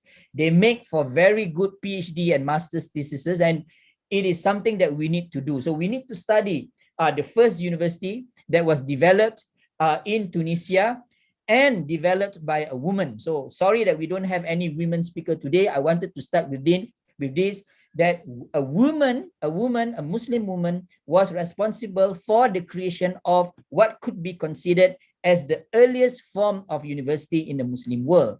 And we have, and here I hope that the women listeners here, I hope some of you will do some study about the Zaytuna and more so about Fatima Al-Fihris and her efforts in the setting up of these institutions, the Qarawiyyin University in Morocco in 1859, the Al-Azhar University, which still exists until today, despite all of the criticisms against Al-Azhar, it is still the long-standing institution that has pushed the boundaries of knowledge in the Muslim world. And here, we're not talking about the division, as Prof. Anis talked about just now, between the Aqliya and the Naqliya.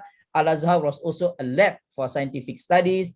The Nizamiya institution, this is no longer there, but the institution that produced Imam Ghazali and many other scholars affiliated to it, including Al-Juwaini, the Cordoba, which produced one of my most favorite thinkers ever, Ibn Hazm and others, Ibn Tufail and so forth. And of course, not forgetting, and this is our problem when we talk about Islamic knowledge in the Muslim world, we are too much focused on the Middle East, when the reality is such that when we look at the expanse of Islamic universities in the world, India or South Asia, which includes Pakistan, India, Bangladesh, and other parts of South Asia today, have produced some of the greatest universities in the world then as it is now. I don't want to talk about the rankings, but it's quite clear that the Farangi Mahal in Lucknow, India, was one of the best universities ever produced in the Muslim world. Even Arabs went there to study under the feet of Indian scholars. And of course, the Aligarh Muslim University, India, which if we want to even talk about the rankings, and I will criticize the rankings in the last part of my presentation, is still considered as one of the highly ranked university in India today, both in the pure sciences and also in the humanities. So we have models. We need to study these models, and we need to take out some principles of how these models became powerful universities in the past. And I'm going to move on towards that. But before that, I would like to encourage everyone here to read the book of Franz Rosenthal on the rise of colleges. Yes, he is a Jewish scholar, George Makdisi, on the rise of colleges. And of course, many of these writers are non-Muslims. Some are Jewish, some are Christian, but many of them are very much objective about the contributions of Islam, especially Islamic institutions, in the making of knowledge all over the world. So we can start with this, and of course, there are many other books that we can look at. Now, I want to turn to the most important part of my discussion, which is to look at what we can take from many of these institutions of the past and learn from what we have now today, the waqi' that we are in, to develop universities that are powerful. And here I want to talk about the philosophy and functions of knowledge in the universities of the past as it is now.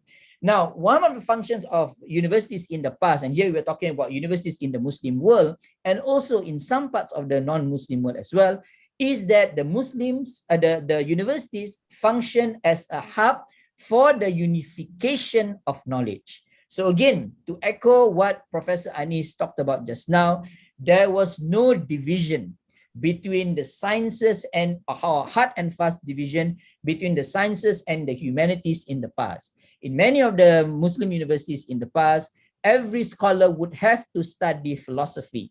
Philosophy is almost like a fardu ain for anyone who wished to be a scholar. So much so that some of the scholars who were very much traditional in their worldview banned the study of philosophy because they felt that philosophy, when pushed to the very boundaries, can lead to disbelief. But the reality is the humanities and the sciences were never separated from one another. Rather, the religious sciences, the pure sciences, and the humanities were seen as part and parcel of knowledge that brings to, as Prof. Anis mentioned just now, to the nafi' that brings benefit. And many Western scholars now are digging into this. We have Edward O. Wilson, who is a sociobiologist, in his very influential book talking about the unity of knowledge. I debated about this book with Professor Osman, and I said to Prof. Osman, it's interesting that he did not cite you in the book, because Prof. Osman had also talked about the same issue at the same time when Edward Wilson actually talked about it in the 1980s. Now, interestingly, Prof. Osman actually published his works before Edward Wilson actually wrote it. So in my book that I'm writing right now, I mentioned that Prof. Osman actually predated Edward O. Wilson, and that we have all of these discourses in the Muslim world. The late David Lowenthal, before he passed away, delivered a set of lectures about the quest for the unity of knowledge. And again, in this book, he not only reiterated the point about the unity of knowledge, he also talked about how Muslims had this conception for many generations, a conception on the unity of knowledge that we somehow forgot. Because we are too steeped into our disciplinary walls, we refuse to see how knowledge in the past used to cross-fertilize from one another. A scientist was also a philosopher, a historian was also someone who also delved into physics, a medical or a doctor can also become a social scientist or anthropologist. So we need to recover this tradition. And interestingly, the university that I'm based in right now, the National University of Singapore, had actually operationalized this dream of the consilience and the unity of knowledge. NUS has brought together arts, science, and faculties to produce the Faculty of Humanities and the Sciences. Every student who graduates from this faculty will have to have grounding both in the humanities and social science as well as in the sciences to produce graduates that could function in both fields. They may not be specialists at that level, but they have enough knowledge to enable them to have the range and to contribute to different fields at one time. So you produce scientists who are philosophically inclined, and you produce philosophers who are scientifically informed. So a very powerful concept, which if you dig further, it all came from our tradition, which we have forgotten. So one of the problems of the Muslims for many generations is this concept of nisyan. We have forgotten a lot of what we have done, and we try to mimic, as Prof. Anis mentioned beautifully just now, what the West has done in the past and not right now. Even the West are trying to bring about the unity of knowledge. We are going behind. They are going forward from studying what we have left behind. And the second thing that we need to take from the study of Islamic universities in the past for our time is this whole idea of the hierarchy of knowledge. Yes, we need to bring together knowledge together, but we need to understand that knowledge also has its hierarchy. Some knowledges are to be prioritized more than others. And here I delve right into Prof. Osman Bakar's book on the classification of knowledge in Islam, and of course the book of his mentor and teacher, Knowledge and the Sacred. Both scholars, and especially Prof. Osman Bakar, mentioned about the need for a human being who wants to go into the path of knowledge to first understand ethics. Because ethics, and here Prof. Anis talked about the ethicalization of knowledge, drive the questions that we ask.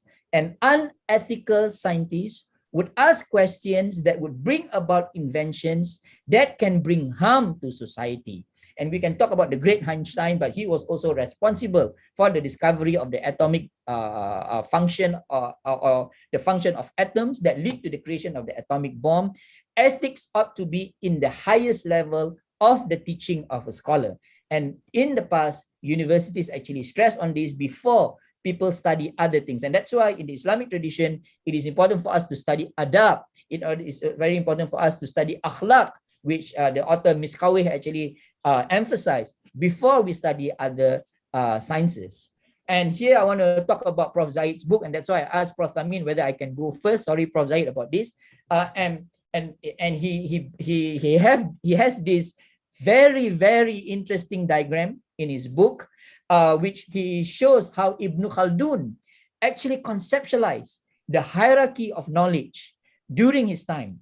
And I feel that this hierarchy or this schema is so important for us today as we think about how to change, how to reform many of our universities. I do not want to steal the thunder and perhaps lightning as well from Prof. Zaid here.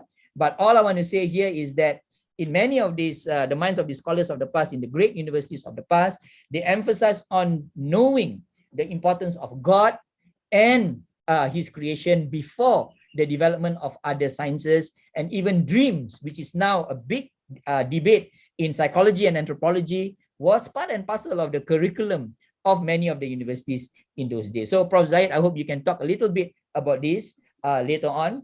The third thing that we need to know about when we talk about Islamic universities in the past is this whole determination and the whole pursuit of the expansion of knowledge. And this is the crisis of many of our Muslim universities, especially in Southeast Asia today. We are only mimicking and talking what the West are talking about. And we do not produce new scientific discoveries that can push the boundaries of knowledge further. In fact, we do not even question the Newtonian, the Enlightenment, and the Western paradigm about science, so much so that we tend to reiterate what the West has already given us. If the West gives us Apple, we say we want to produce Islamic Apple. If the West gives us Wikipedia, we want Islamic Wikipedia. So it's always an Islamic something, which in the end puts us into the spiral of imitation rather than innovation. So the other thing that you see in the scholars of the past is that they expanded knowledge. The book by Ahmad Dalal, published by Yale University Press, is something that I would prescribe to all students who are listening here: Islam, Science, and the Challenge of History. And again, he drew a lot from the works of Prof. Osman Bakar as well. And the great Muzaffar Iqbal, I'm sure Prof. Anis knew him personally.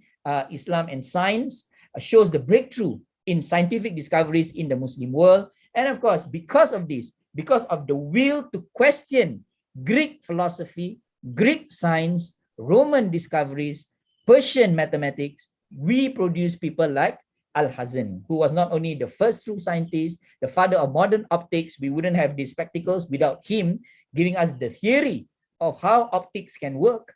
Father of thermology, father of experimental physics, father of scientific methodology, integral calculus, geometry, and others. So this is the thing that I feel like if you forget everything that I've said today, that as students of knowledge, we need to question knowledge.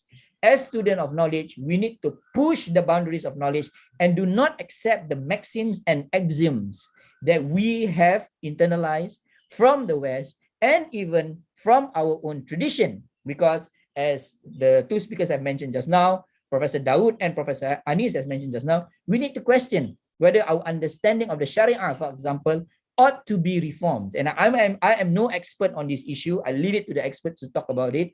But this whole expansion of knowledge is something that defined the Muslim universities in the past.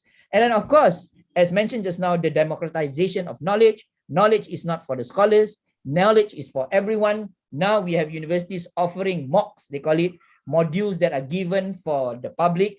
In the past, the transmission of knowledge was so widespread that anyone can actually attend a scholar simply by going to the mosque and sitting in a halaqah.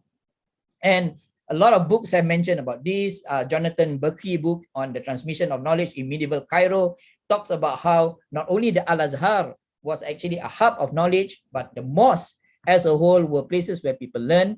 Ahmad Said, a wonderful book on women and the transmission of religious knowledge, showed the agency of women. So many of the hadith scholars were actually women, and women were also experts of many, many sciences, and they played a role in disseminating knowledge, not only in the mosque, but also in their homes. So the democratization, and this is something that I hope that ISTAC and IIUM will do, that not only do we have these kind of talks, but some of the modules that we offer in the university, we make it accessible to the public.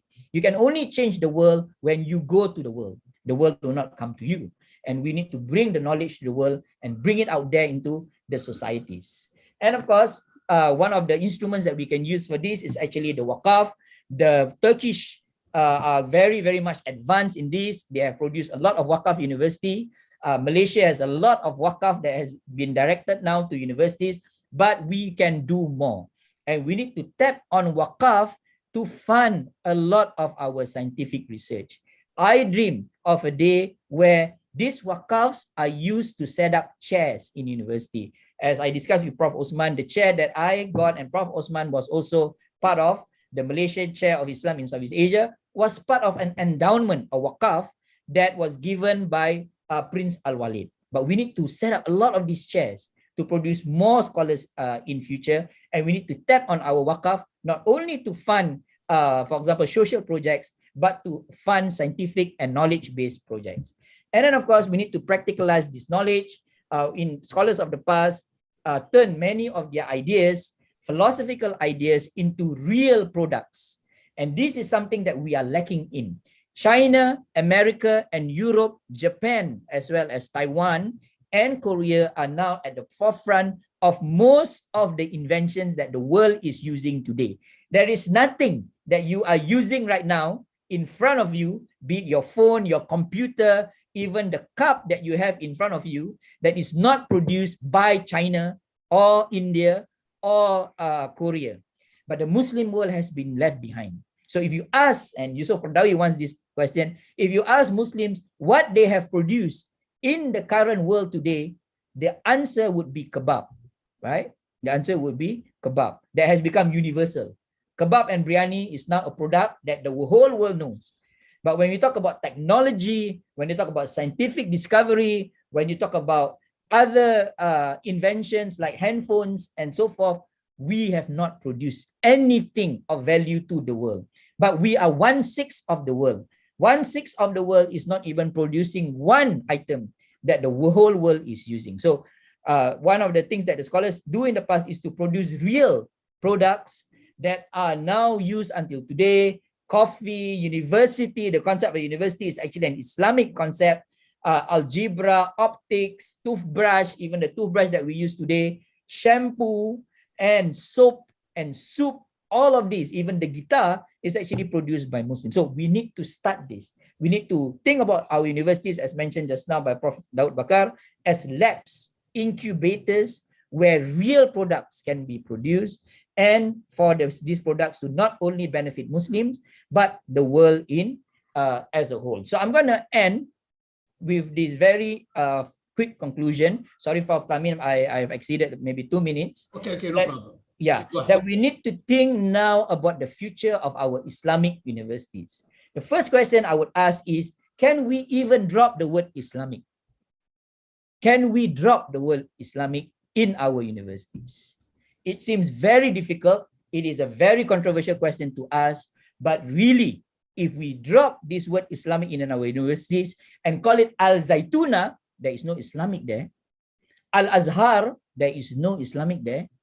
Or Al-Qarawiyyin, which talks about a place, we can actually change a lot of our conceptions of knowledge and how we run these universities. Of course, I would like the speakers here today to disagree with me on this, but the word Islamic is not only the problem, but also how we approach these universities have become utterly problematic. And here I am criticizing as someone who's only 45 years old, based in a very small country like Singapore, but I'm looking from the outside in, looking at a very good work that has been put together by Hafiz Zakaria, a very good friend of mine, and Fauzia Taib. They actually edited a book on the future of Muslim universities. There's even a ranking of Muslim universities there, but the discussions are very good. Some of the crises that Muslim universities are faced with right now. Another scholar, I believe he's actually Iranian, wrote about Islam and higher education, concepts, challenges, and opportunities, Routledge. We ought to read this because even though his case study is more focused on Pakistan, and also a little bit on other parts of the MENA region, the Middle East and North African regions. He talks about how in the past, Islamic universities were very universal, not only in their names, but also in their outlook, and also in the production of knowledge and products. We need to revive this again, and we need to be interested and also aware, but not become determined and colonized, and I use the word colonized here, by all of these pursuit for rankings. Because as mentioned just now by Prof. Anis, many scholars, very powerful scholars in the West, are questioning this will to be ranked. Because one scholar by the name of Elizabeth Gard said that none of these flagship rankings considered open access, equality, diversity, sustainability, or other society-focused agendas. If you are a university who helps to change society, like UNIDA or Gontor in Indonesia, that changes society, none allows users to weigh indicators to reflect university's mission, yet all claim to identify the world's best universities. If you go to many of these top universities in the world and just go out of that university into the confines of the university, you can practically get shot. I lived in the US before. Some of the scholars here who are listening in have lived in the US before. The great universities in America are usually based in places that are not too great. How could a great university have communities that are full of crime, that are full of societal dysfunction? And in trying to criticize the West, we Muslims are no different. So we should not be too concerned about these rankings. We should be aware of it. We should strive to go higher. To say that we don't want to be ranked doesn't mean that we should be mediocre, but we need to know that the ranking is not a be-all and end-all, that the more important thing, as I said just now, we need to think about the democratization of knowledge, the expansion of knowledge, new discoveries, the unity of knowledge, that will bring us to a higher level like we were there before. Last book, I've been talking about a lot of books today. Last book published by Stanford University Press that I would like to recommend here today is this book by Jason Owen Smith, a powerful book about research universities, and it is subtly, in fact, quite openly, a critique of American universities, that American universities have not been concerned about the public good, and as research universities, we should not produce only more research, but we should produce research that will change, transform, reform, and not deform those societies out there. Aqulu qawli hadha wa astaghfirullahal azim li wa lakum. Assalamu alaikum wa rahmatullahi wa barakatuh. Thank you, Associate Professor Dr. KHAIRUDDIN ALJUNIED, for your excellent remarks on many contemporary burning issues related to knowledge management and organization in universities, and your articulation from the Islamic perspective was excellent. And we have done with you, alhamdulillah. We can now move on to the fourth panelist, who is none other than Professor Dr. Zaid Bin Ahmed, to introduce our respected Professor Dr. Zaid Bin Ahmed. He is currently a Professor of Philosophy and Civilization Studies at the Department of Government and Civilization Studies, University Putra, Malaysia. He was the Dean of the Faculty of Ecology 2011 to 2016 and Head of the Department of Government and Civilization Studies 2003 to 2011. Since 1987, he has taught and lectured in various subjects and key areas of humanities, social sciences and civilization, including history and society, philosophy, Islamic thoughts and contemporary issues, aspects of Islamic civilization, Islamic philosophy, ethics and history.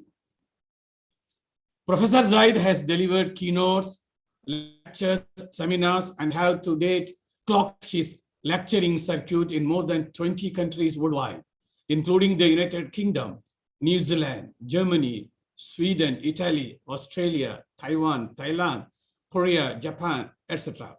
He published the Epistemology of Ibn Khaldun, which was shown by Professor Khair just now. He also published some other books. Apart from that, he has also published more than 100 publications, including books, journals, chapters, and proceedings. To date, Prof. Zaid has supervised and graduated more than 60 graduate students at the levels of PhD and Masters as chairperson and co-supervisor in various areas of philosophy, humanities, and social sciences. He has also read and examined close to 100 masters and PhD theses, local and abroad. Zaid is a resource person for the International Institute of Islamic Thought, IIIT, East Asia, and on Islamic Epistemology, Civilization, and Education Reform since 2007. He is a member of the National Committee for Promotion of Religious Harmony between 2017 to 2019. Professor Zaid is the chairperson of the National Committee on the Implementation of Compulsory Course Islamic and Asian Civilization, TITAS, in Malaysian public universities under the Ministry of Higher Education since 2009. From February to June 2003, Professor Zaid was appointed a visiting scholar and teaching fellow at the Victoria University of Wellington, New Zealand. In 2009, Professor Zaid represented Malaysia in the UNESCO high-level meeting on the teaching of philosophy in Asia and the Pacific region held in Manila, the Philippines. Professor Zaid was frequently visited. Professor Zaid has frequently visited. Professor Zaid was frequently invited at the public level and appeared in mainstream press and media, written and electronic, giving his opinion on various local and international issues related to his expertise. With this brief background of Professor Zaid, may I respectfully call upon him to deliver his thoughts. Thank you very much. Assalamu alaikum warahmatullahi wabarakatuh. And a very good afternoon, all. Thank you very much, Professor THAMEEM, for the kind introductions about me.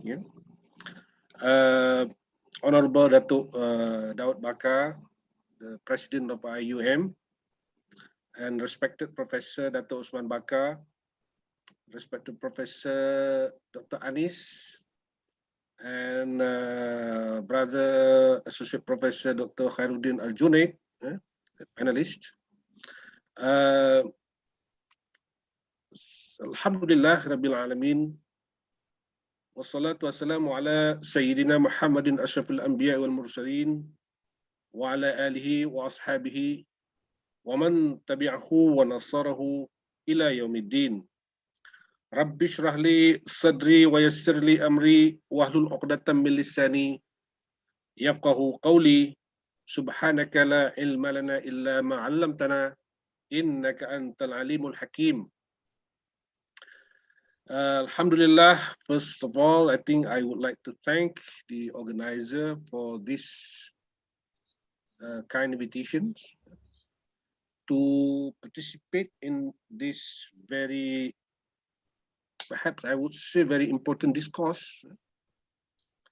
And it is a great honor for me to be with other learned speakers who will be able to also give their opinions, today, sharing their thoughts and insights. And I have listened to Dr. DAUD BAKAR and Professor Anis and Dr. KHAIRUDDIN ALJUNIED, and perhaps later we will be listening to Professor Dr. Osman BAKAR today. Well, it is, of course, the major theme of our discourse today is knowledge organization and management in universities, Islamic perspectives.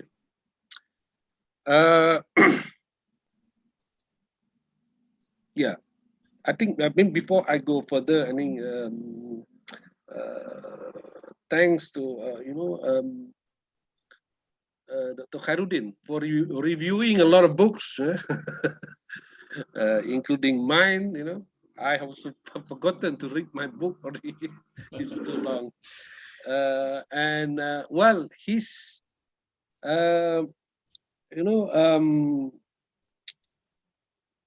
what do you call it?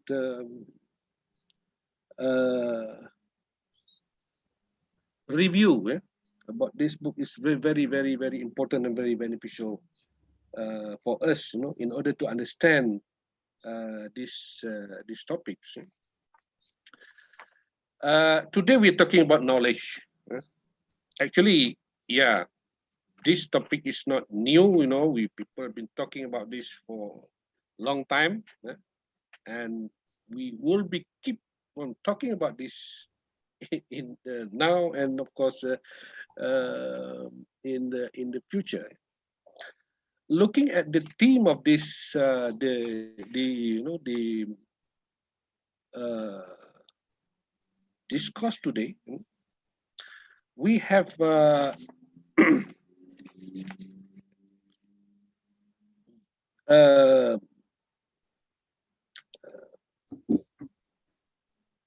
several keywords that we need to dwell, I think.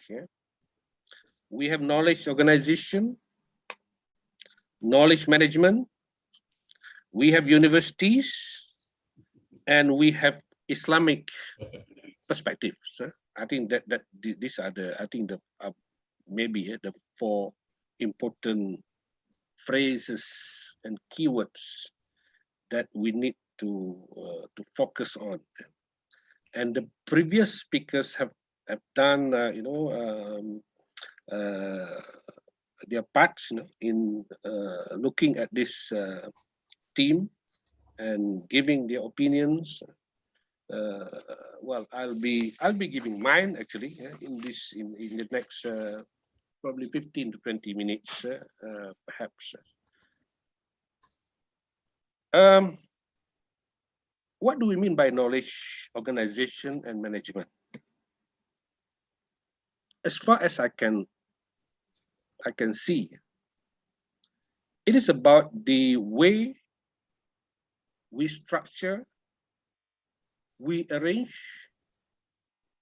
and of course we constitute, and the way we administer knowledge.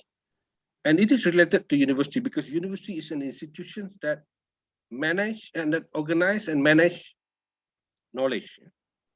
It is a vehicle.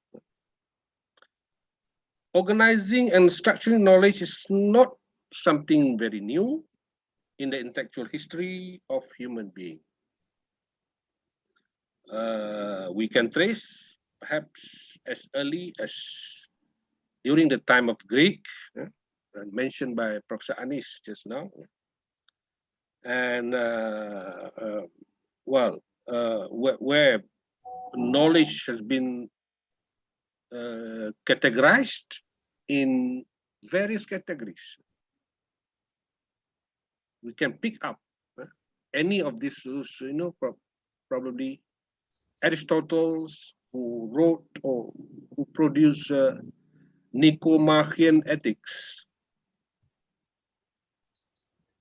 And he has described probably several intellectual virtues and knowledge. And he classified knowledge into different types. Of course, at that time, is a very philosophical term. He used episteme, techne, skill and craft, and phronesis, wisdom. That is a very old classification. Well, it might not be relevant anymore, but of course, as far as civilization is concerned, we are actually, inherited this from the previous civilization. And in Islamic tradition, the categories and classification of knowledge have already occupied many works of scholars from different era, since perhaps the time of Al-Kindi or Al-Farabi, Ibn Sina, and of course Ibn Khaldun that Dr. KHAIRUDDIN mentioned just now. They were trying to classify knowledge, because when we talk about organizing and managing knowledge, we have to start with this classification, and then we have to identify the position of those knowledge. Only then we can organize and manage, and the philosophy behind it. Of course, Ibn Khaldun wrote about division of science. They call it Asnaf al-Ulum in his book in Muqaddimah. And I will not talk a lot about this. This is just background, because our focus today is not that because we are talking about the current issue actually, about the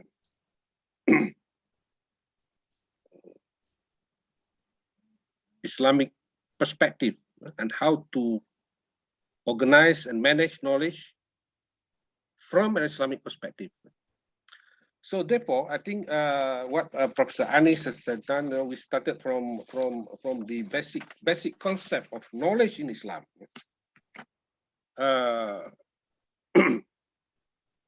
The importance of knowledge. We know, and if we read the Quran and Hadith, the Quran mentioned so many times about knowledge, and in Hadith.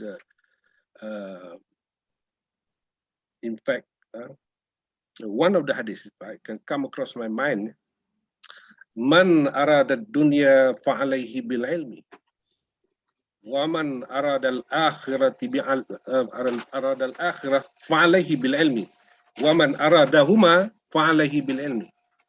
That means that if you want the world, to prosper in this world, we have to have knowledge.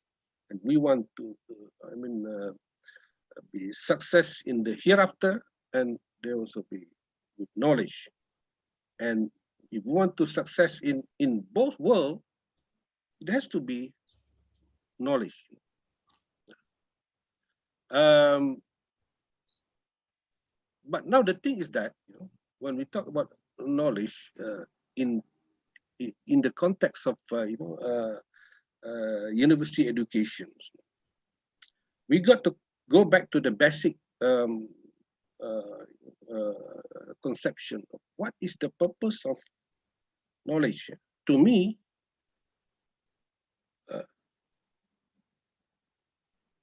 knowledge in general have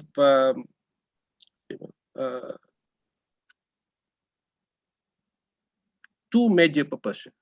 Number one, knowledge is to fulfill human needs. And number two, knowledge is to solve human problems. And of course, in Islam, we add another one, that is to, create, the attribute of God-fearing. Innama yakhshallaha min ibadihil ulama. But the two purpose, the fulfill human needs, because we human, we have a lot of things that we need, and we have to find ways and means to fulfill our needs, and therefore human being,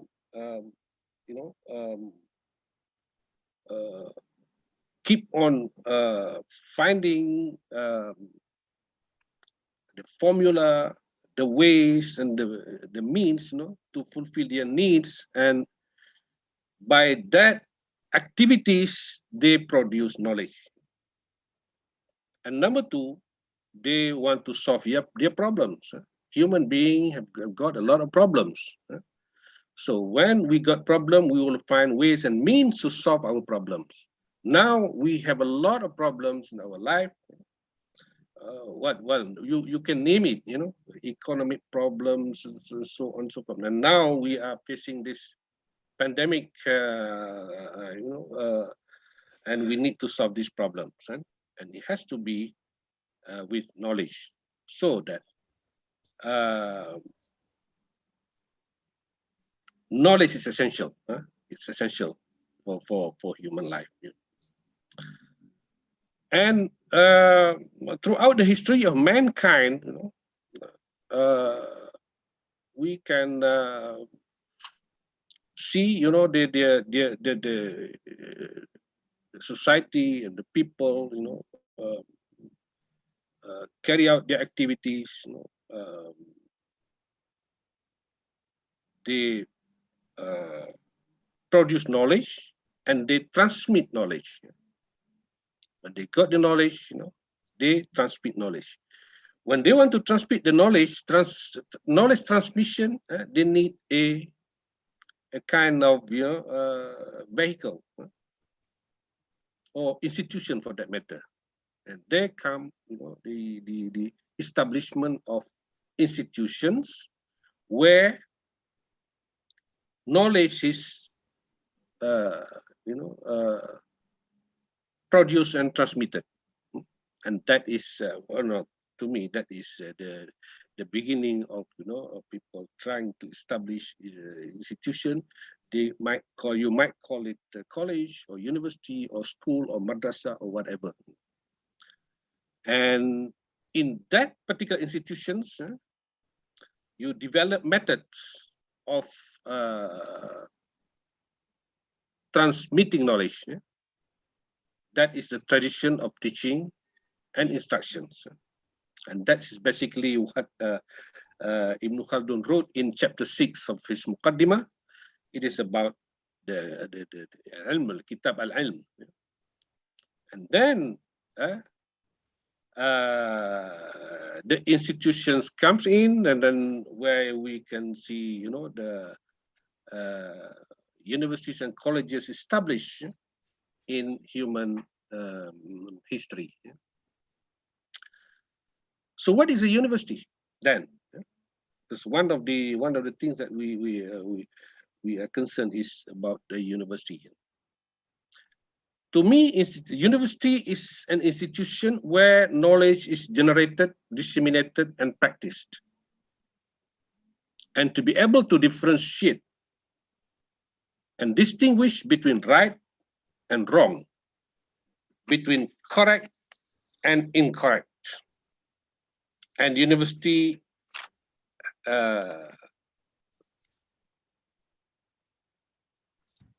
trains intellects in full capacity. So that is the the concept of the knowledge institution. Now come the concept of Islamic. What makes a university Islamic? So just now, Dr. KHAIRUDDIN speaks about the problems of when we use Islamic, because Islamic is, sometimes give a very wrong impression for certain people. We have heard kind of misrepresentation of Islam. They're using Islamic for wrong purpose. Islamic militant, we have heard that, and well, Islamic terrorists. Can you imagine that? Is there any concept of Islamic terrorists? Terrorists is not Islamic. Terrorism is not the act of Islam. Terrorism is nothing to do with Islam, and yet people use that terminology, Islamic terrorists. The same thing goes, when we use properly the term Islamic civilization as compared to Muslim civilization. When we say Muslim civilization, we might be referring to people, Muslim. But when we say Islamic refers to the fundamental doctrine of Islam, and it must be derived from the Quran and the Sunnah and the authentic source of Islam. So that should be the way we understand it. So what makes University Islamic? We have to go back to what is the philosophy behind the establishment of that university? What is the mission? What are the visions? And of course, what kind of curriculum that they teach in that university? So those are the things and the criteria that we look for when we want to to see whether that university is Islamic or not. Yeah. So by doing that, we we can distinguish between a university that is built based on the philosophy, mission, and vision that is in line with Islam, or something which is not representing or not in line with Islam. So, but the next point is that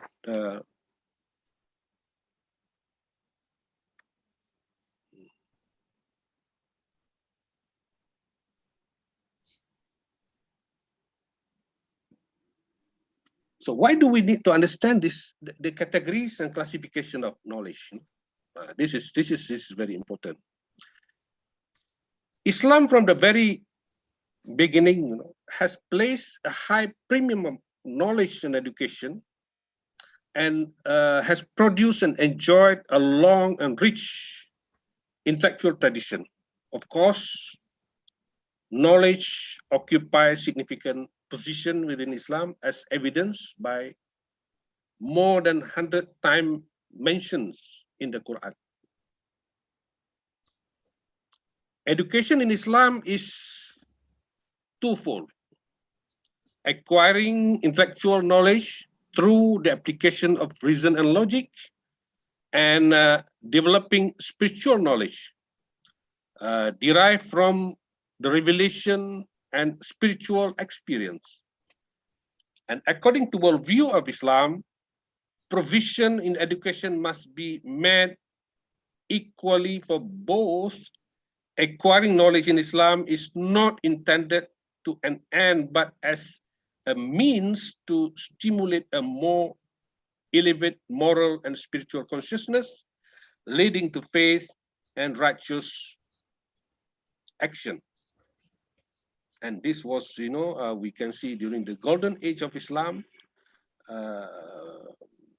probably between the 10th and 13th century, when Western Europe was intellectually stagnant at that time, where Islamic scholarship flourished with an impressive openness and the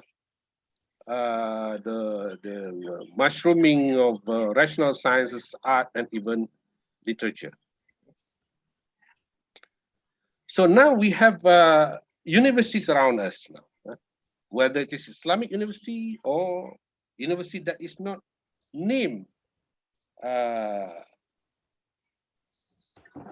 by Islam. So, as I mentioned just now,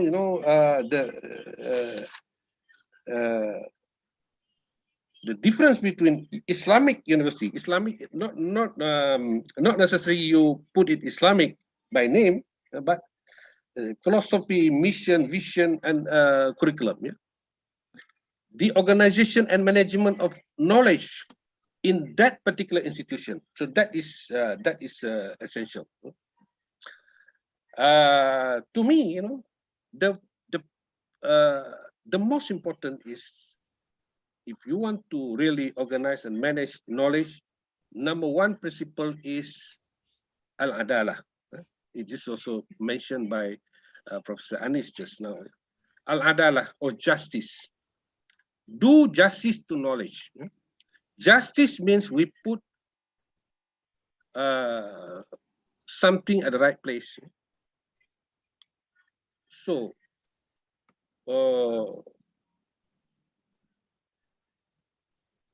we list the priority.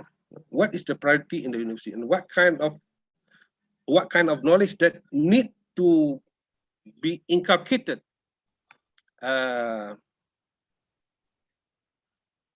in the student.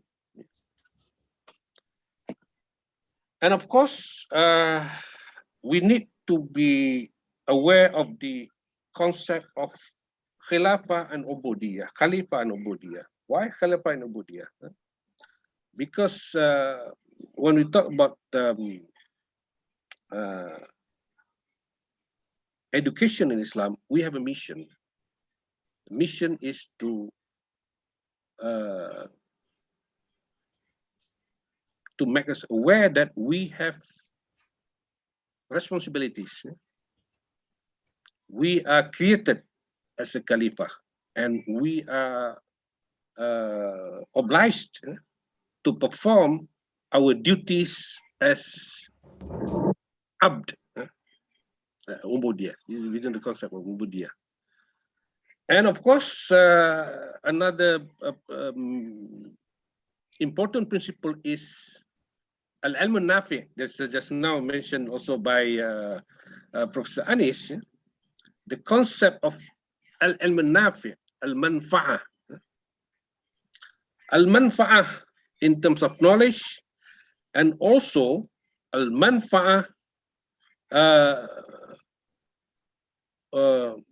by those who carry that knowledge. Number one, the ilmun nafi'. Number two, the person or the personality who carry that knowledge also, they are also beneficial person. Khairun nas anfa'uhum lin nas.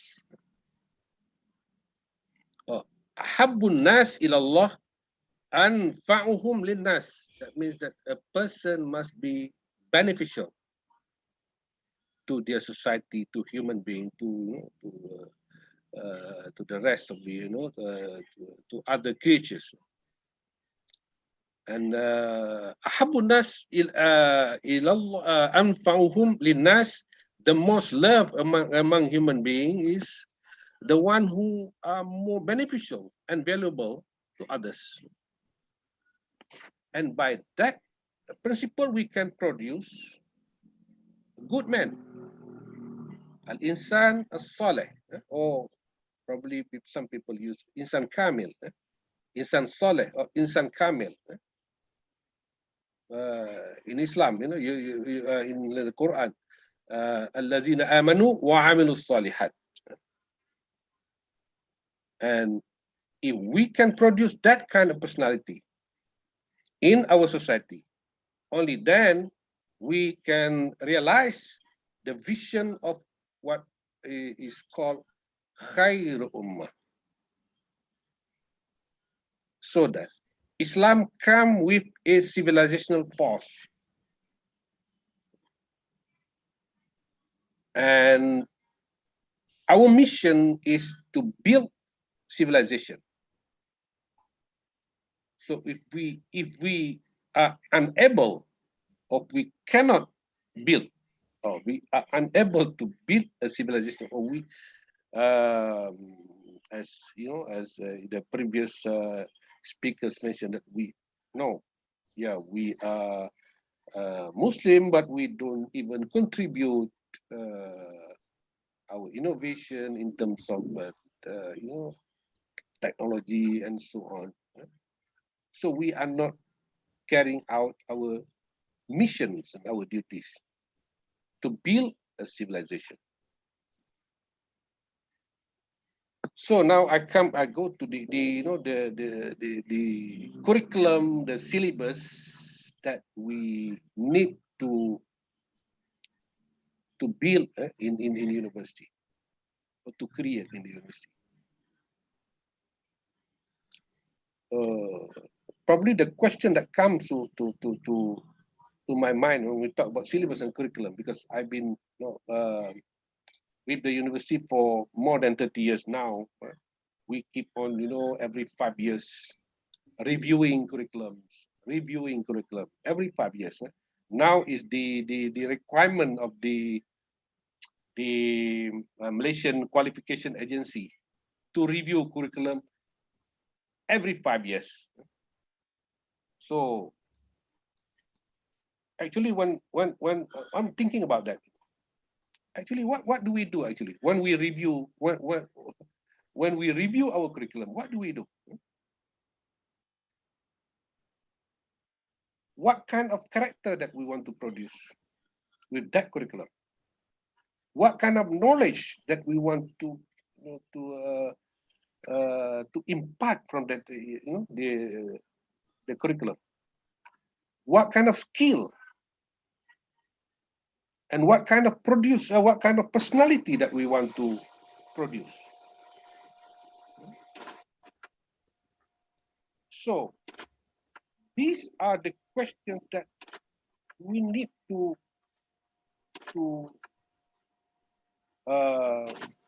start with when we review a curriculum. So that is why,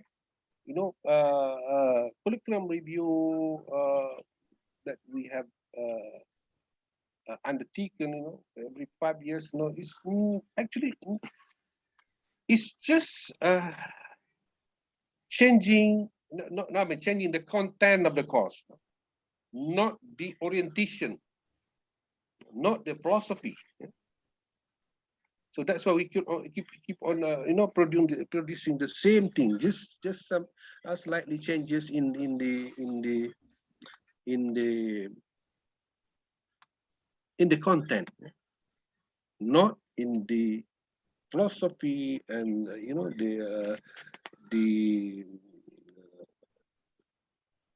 what do you call it, the orientations.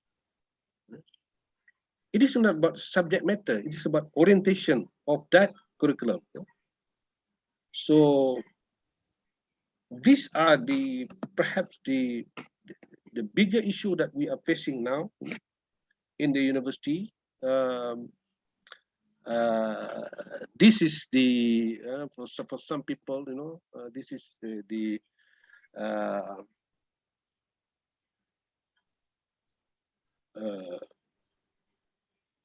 situation where we are becoming a very passive consumer of knowledge. Who control the production of knowledge nowadays? Who control it?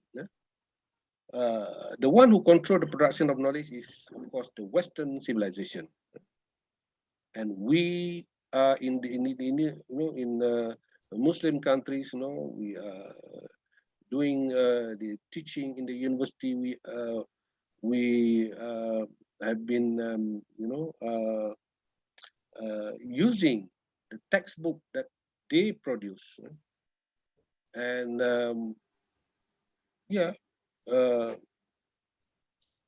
we just consume, and we are not the one who produce new knowledge or to challenge, the knowledge that they have produced, and we are suffering of this. There's a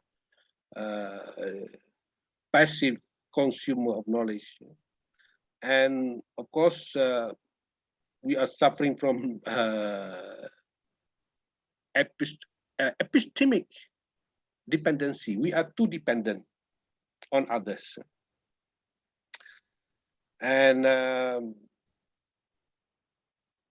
of course, the problem of epistemological bias also in the university, and therefore the problem of the disintegration and compartmentalization of knowledge, and it can be seen in our own curriculum.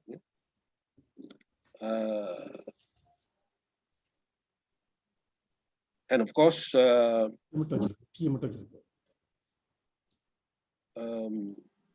we are also too obsessed on the quantity rather than quality.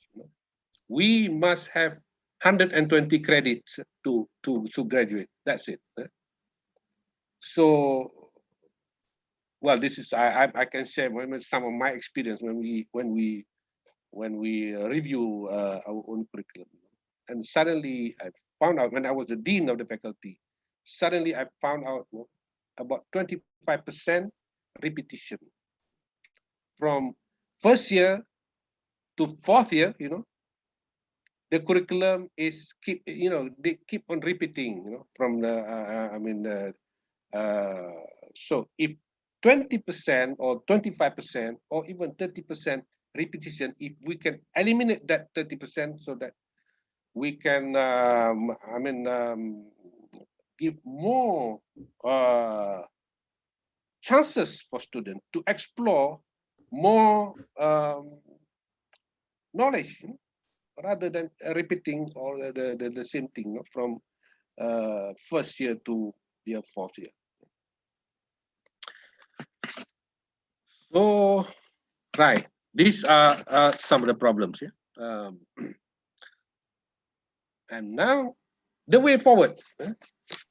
What is the way forward? So,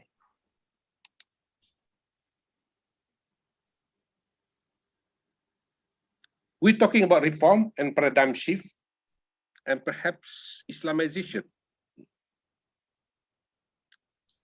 We have no other choice but to carry out Islah agenda in our institutions.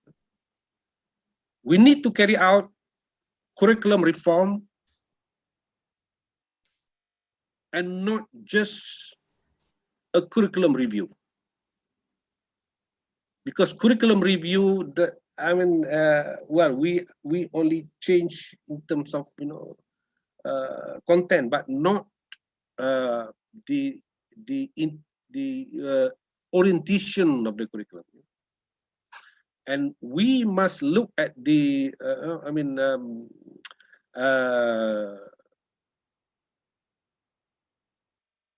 knowledge in a different manner. They have to have a kind of integration in knowledge.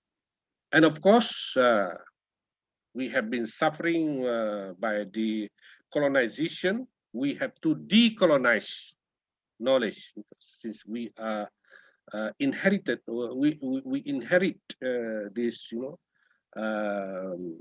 syllabus, sometimes, or the orientation of knowledge from the colonial, so that we have to carry out this decolonization agenda as far as knowledge and education is concerned. And by doing that, we have to also carry out the effort to indigenize knowledge. When we decolonize knowledge, we have to put our own values in education, and we have to indigenize knowledge. And of course, in the university, we have we're carrying out research and publication. We have to carry out a reform and reorientation in terms of research and publication. We are not doing research for the sake of research. We are not we don't publish just for the sake of publishing our work. So we publish work because that work beneficial to human being, or beneficial to that is the social and human impacts of what we produce. The same also goes to research. Prof. We carry out research. Prof. We do not do research for the sake of just research. research must be beneficial to society, to community, and to humanity at large. So that. Prof, may I request you to conclude because we have Yeah. another speaker, please. Okay. Please, Yeah. sorry for that. And to relook at the social impact of what we are doing in the university. So I think with that, we can discuss a little bit more after this, inshallah. So I thank you very much for the time given to me. Thank you very much. Wassalamualaikum warahmatullahi wabarakatuh. Thank you very much, Professor Zaid, for your interesting remarks on the subject that we have given to you. Alhamdulillah. We have now come to the climax of our session. But before I introduce Dr. Prof. Osman Bakar, I would like to re-welcome our Honorable President, Dr. Muhammad Daud Bakar. He has joined again, and he will be with us until 1 p.m. because he has other commitments. We hope to have some questions from the floor to be answered by our Honorable President. With this, let me introduce briefly our learned speaker. Dr. Prof. Osman Bakar obtained a doctorate in Islamic philosophy from Temple University, Philadelphia. He is currently a holder of Al-Ghazali Chair of Epistemology and Civilizational Studies and Renewal at ISTAC-IIUM. He is also an emeritus professor in philosophy of science at the University of Malaya.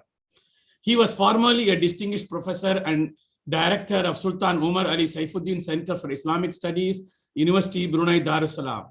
Professor Usman was also formerly Malaysia Chair of Islam in Southeast Asia at the Prince Talal Al Walid Center for Muslim Christian Understanding, Georgetown University, Washington, D.C., and Deputy Vice-Chancellor, Academic and Research at the University of Malaya.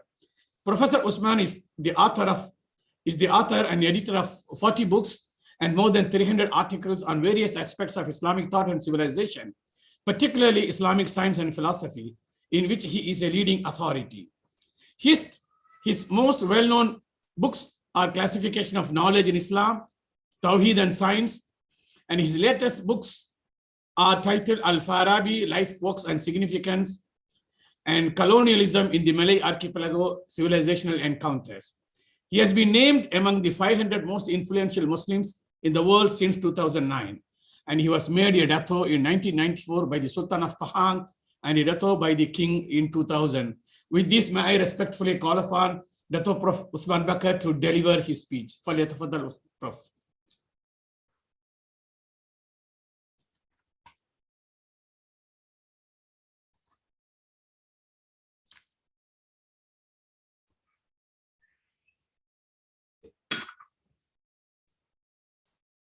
Prof, can you please unmute? Prof, can you unmute your mic? Thank you, Prof. Assalamu alaikum wa rahmatullahi wa barakatuh. And very good afternoon. Bismillahirrahmanirrahim. Alhamdulillahi Rabbil Alameen wa salatu wa salamu ala ashrafil anbiya wa mursaleen Sayyidina Muhammadin wa ala alihi wa sahbihi ajma'in. Prof. THAMEEM, we are supposed to end at 1 o'clock. So how many minutes are you giving me? Okay, maybe 15 minutes, Prof. Okay. 15 minutes. Okay. Because I have some questions to be answered by our Honorable President. I don't know whether he will be with us. And all right, no problem. Inshallah. I'll try to. Inshallah. Thank you, Prof. Thank you, Prof. 15 minutes.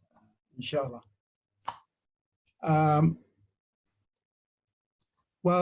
Thank you to all the previous speakers who have touched on the many major points regarding the topic. So I'll try to see whereas I can say something that has not been said by the other speakers. But some repetitions are unavoidable. But perhaps I will try to. It's good to emphasize some of these points anyway.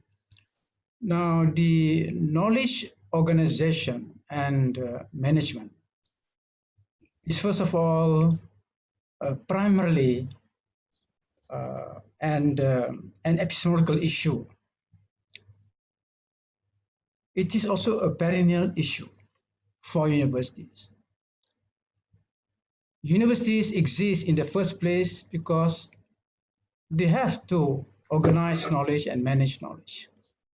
So we can say that the raison d'etre of university is knowledge organization and management. It is an issue that universities, all universities, regardless of whether they are based on religions or secular universities, they have to deal with this issue of organization and management, precisely because it is so an important issue to universities. Every university should have a proper, specific research unit on knowledge organization and management. The good universities, they have, but some other universities don't.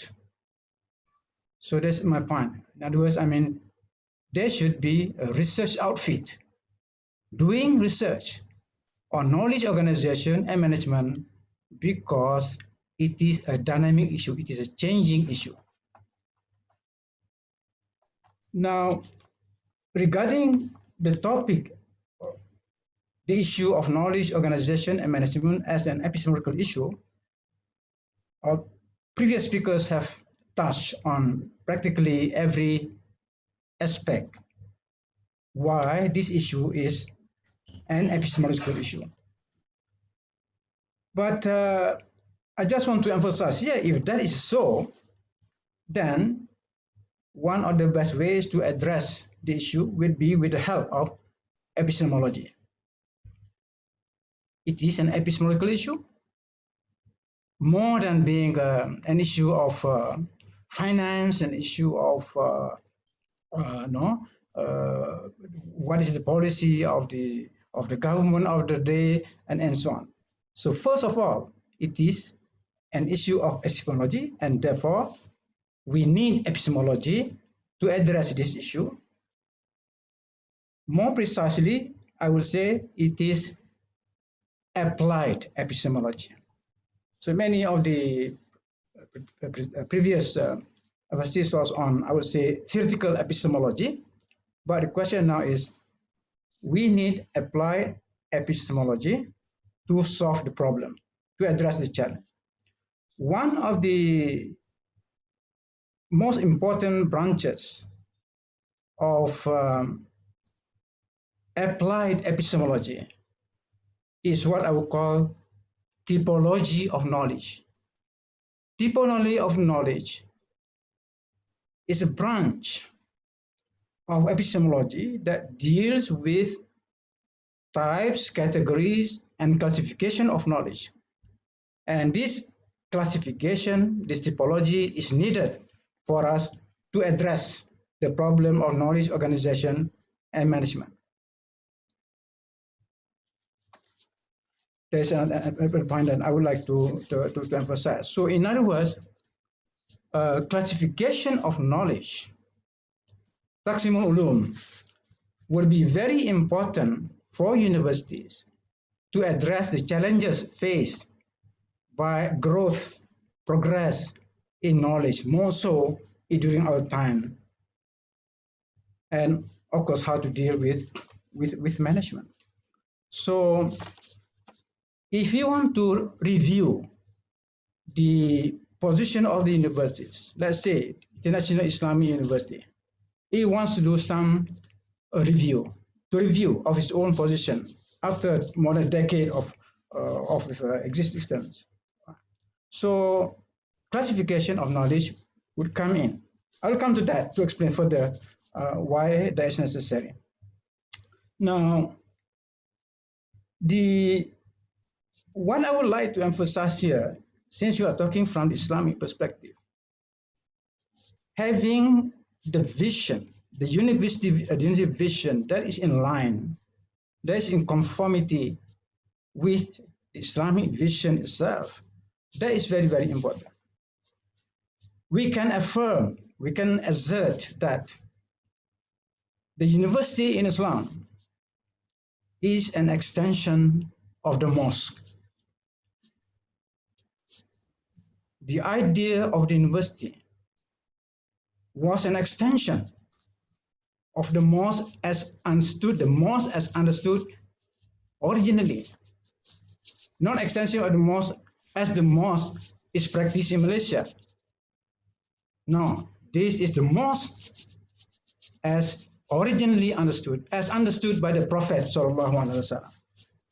The kind of activities that, in other words, the concept of the university, the practice, the concept of the mosque, the practice of the mosque, the functions of the mosque, comprehensive.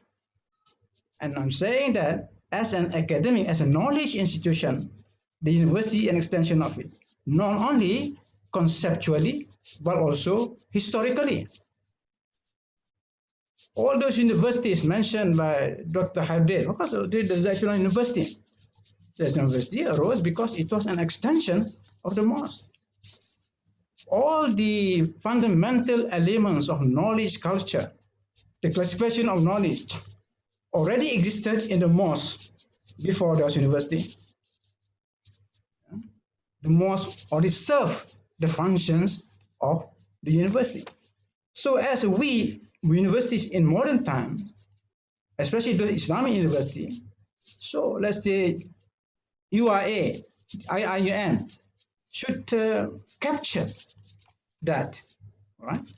And I think IIUM tried from the time it was founded, when it was planned as a campus, in Gombak, for example, with its own campus, it tried its best to reflect that, to project that vision.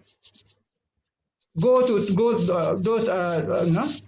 who had never visited the International Islamic University, okay, can go to the campus in Gombak and see how the campus was planned.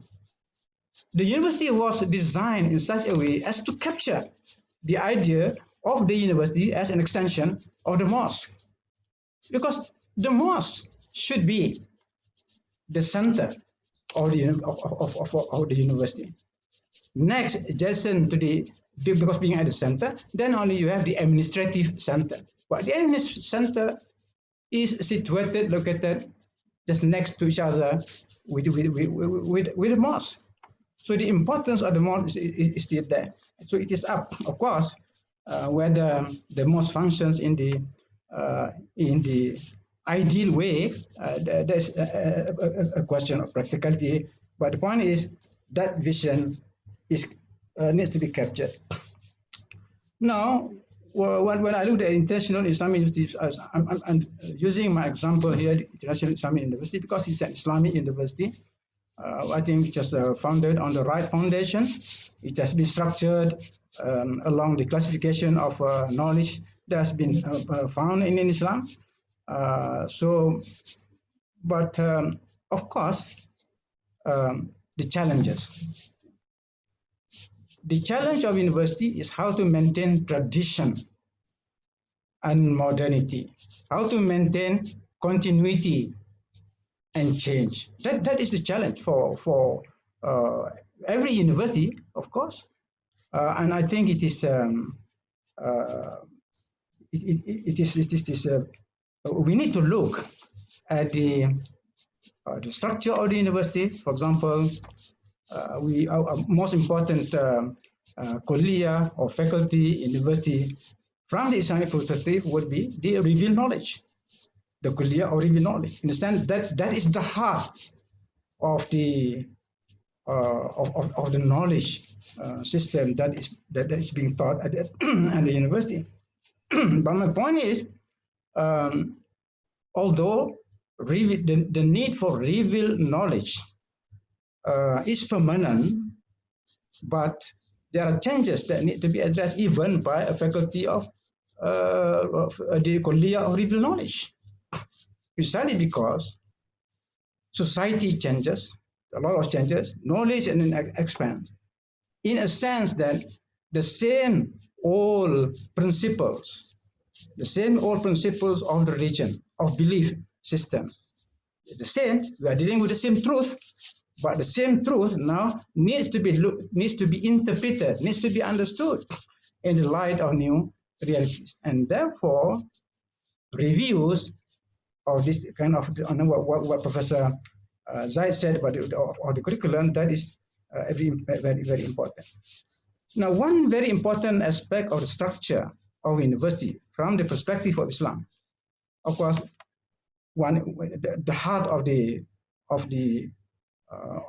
knowledge system is what you call this the Tawheed. In other words, the most important compulsory knowledge, obligatory knowledge, is of course the knowledge of Tawheed, the knowledge of unity of Allah Subhanahu wa Taala. But at another level, there is this concept of Fardu Kifaya.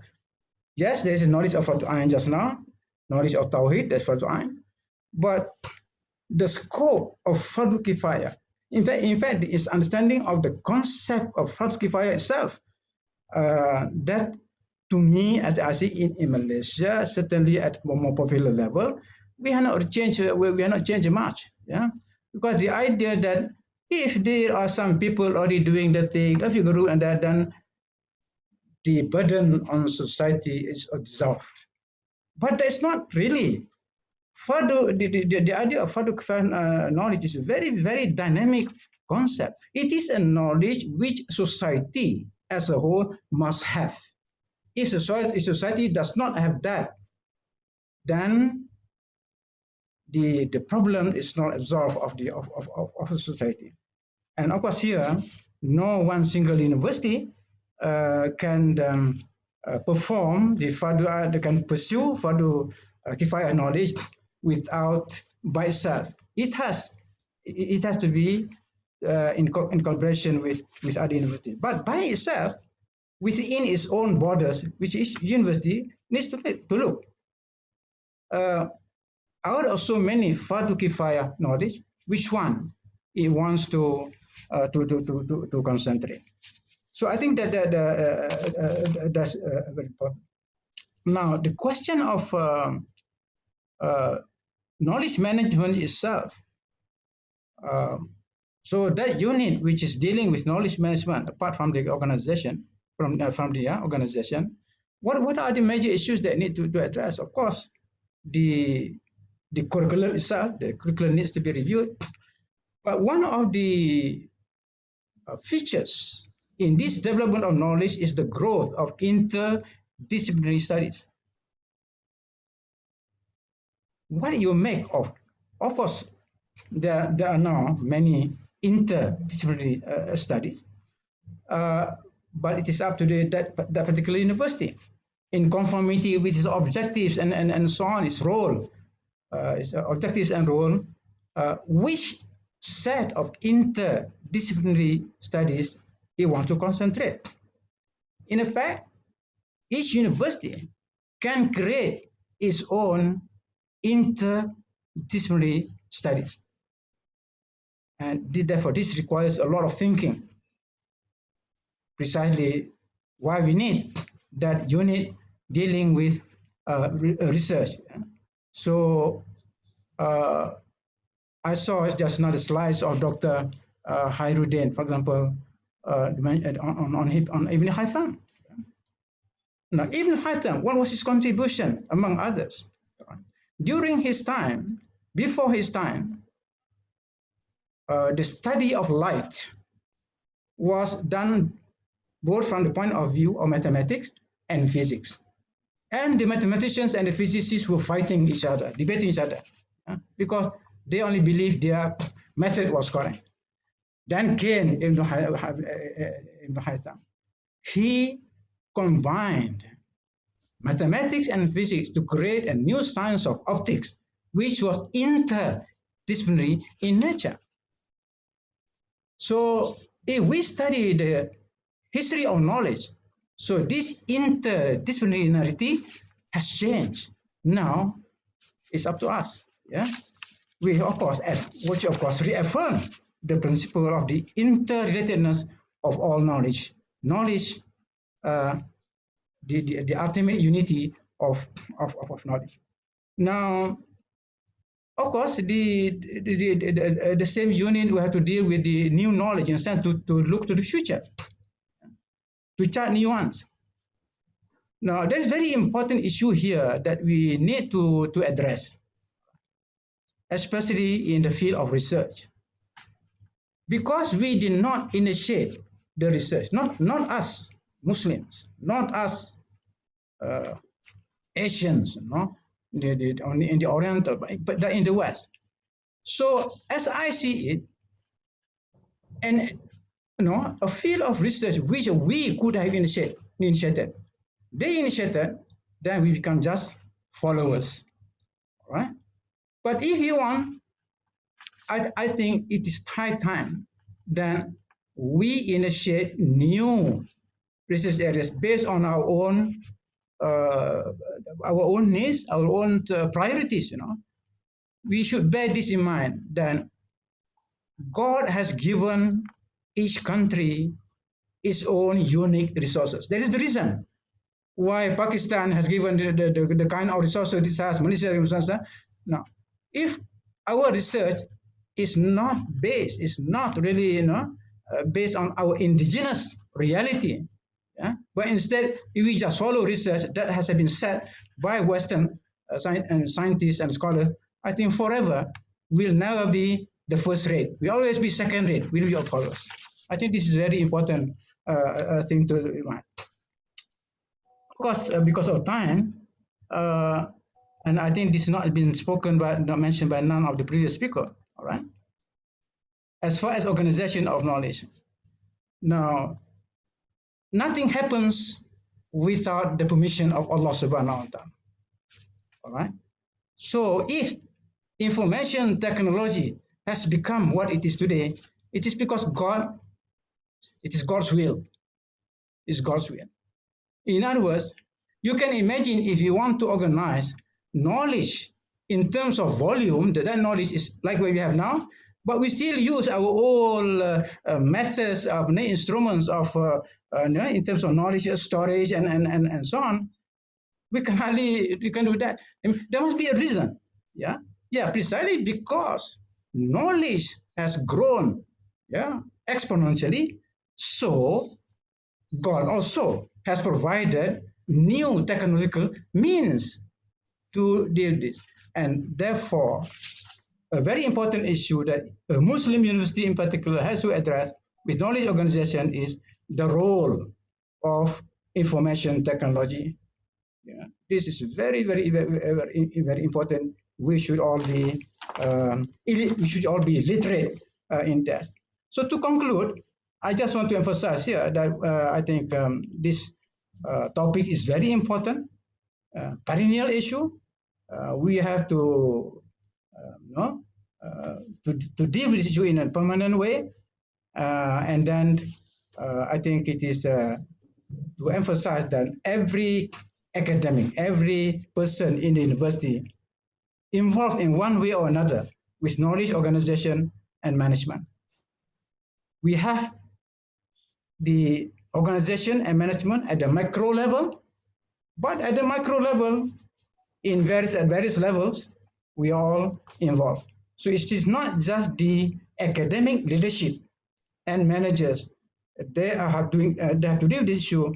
It is an issue that has to be addressed by everyone of us who is in the university. But I only hope that, say, for example, on the question of epistemology, epistemology is a very, very important branch of knowledge. But unfortunately, it is not accorded the significance, the importance that it deserved. Thank you. Assalamualaikum warahmatullahi wabarakatuh. Thank you very much, Emeritus Professor Dr.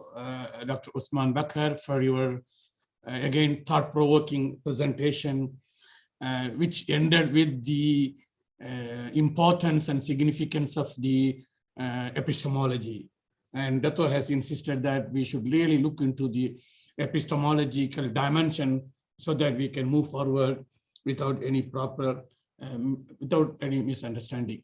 So thank you very much, Dato Prof. Osman Bakar, for your presentation. We have, alhamdulillah, completed the presentation by all our honorable panelists, including our honorable president, Dr. Muhammad Daud Bakar, and he has been kind enough to join our webinar again after his important discussion, and he's with us.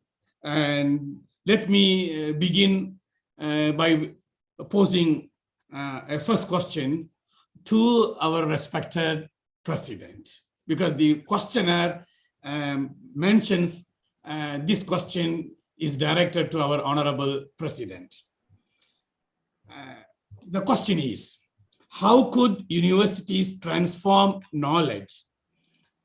How could universities transform knowledge acquisition, knowledge sharing, knowledge transfer using the venture builder model as proposed by Dr. Daud Bakar, so that universities can educate all people? Thank you, Dr. Okay, thank you, Prof. Dr. THAMEEM Sama. And I have to express my sympathy to Prof. Dr. Sumbaka for rushing to present his ideas and insights because due to the time that we are struggling with. I'm not going to add more fuel to the petrol because we are, beyond the time allocated. Thank you very much for, the one who asked me that question. I think basically, if I can talk about this topic, it will take, a number of layers. But to cut the long story short and to fast forward, I have to say that nowadays the knowledge is abundant, the knowledge is everywhere, and the knowledge is scattered. Yes, in the past, but nowadays the knowledge has been very much available for the lecturers, what more to the students themselves. So given this kind of scenario, we need to think differently. We are not coming to the class to give the knowledge and to give the, the discipline, but to give the perspective of the knowledge and the tool to understand the knowledge. And of course, our ratio is still the same. One lecturer needs to manage 30, 40 students, sometimes 100 students. And this is the old style of delivering. We cannot produce good students if we have the same ratio, 1 to 30, 1 to 40, 1 to 200 students. We thought we can do that. We thought we are brilliant. Nowadays things are changing. We need to have one-to-one kind of profiling. We need to know each and every profile of the student. And we need, from the academic administrative perspective, we need to know each professor that who are teaching at university, they profile their good thing and the lacking thing of it.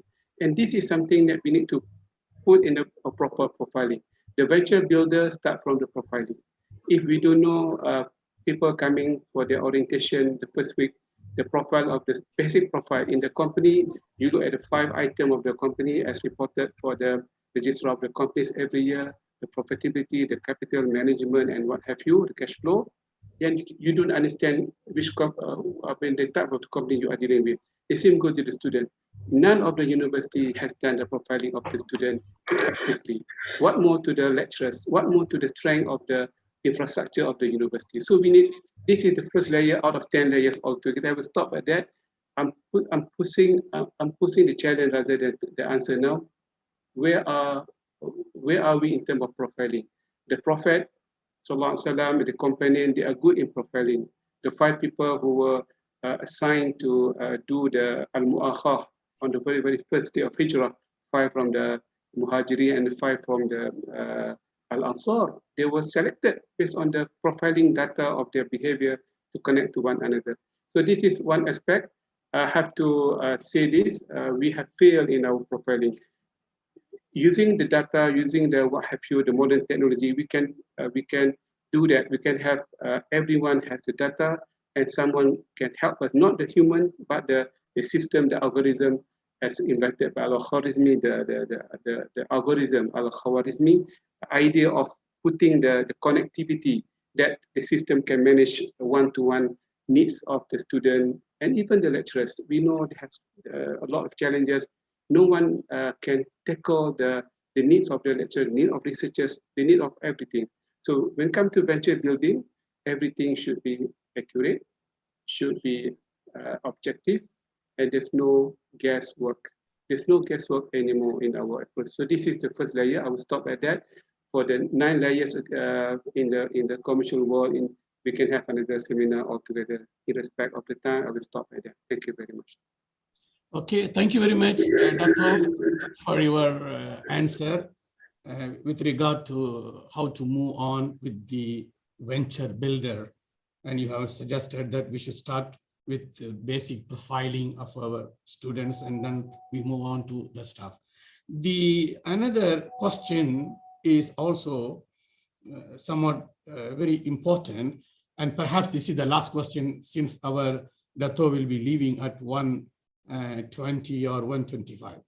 Let me read the comments first and then the question.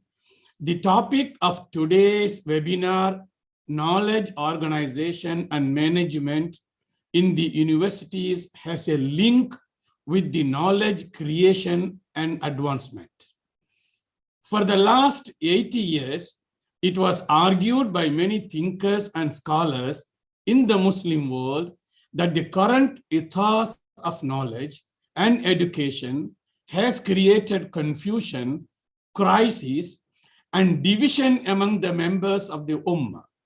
Hence, the creation of new knowledge or advancement in knowledge is not possible without being critical to existing epistemological and methodological positions and issues. After going through diagnosis, in order to move forward as prescription, it was suggested that the very first step towards the creation of knowledge is the de-Westernization of knowledge and also Islamization of knowledge and educational system. This is the social law and law of rise and fall of nations to demolish first the existing paradigm of knowledge, which has created confusion and chaos based on a truthful and realistic epistemology and methodology. Now the question is, what would be the response of the learned panelists to the prescription of thinkers and scholars? Were they correct in their diagnosis and prescription of Islamization of knowledge? Is Islamization of knowledge still relevant or needs to be reviewed or reformed or rejected? If rejected, on what basis? And this question can be answered by any of the honorable panelists. Probably we can start with anyone who is first interested. So can we hear from our honorable panelists?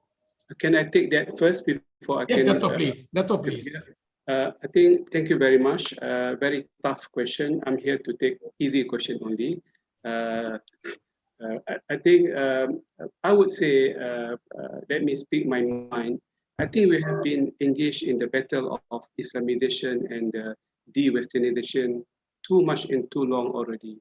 And sometimes we have over-prescribed our own problem without looking into our own internal problem. This is what we call the mentality of finding fault with others and not finding fault with our own DNA, our own understanding and thinking. And we tend to try to fight the battle by creating a monster within ourselves. I think that is good enough, but it's sometimes too much and too long will create our own monster within ourselves. I think the Quran very much talk about the onward looking rather than outward looking.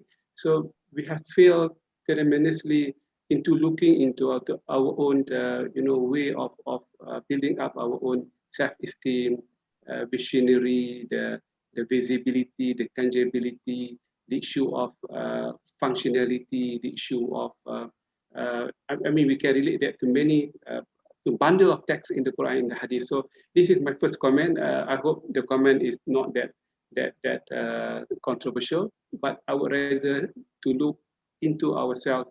And the issue of, some speakers talk about westernization, de-westernization, and what have you. I think a valid point, but sometimes we miss the target. We have missed the real diagnosis of our own problem.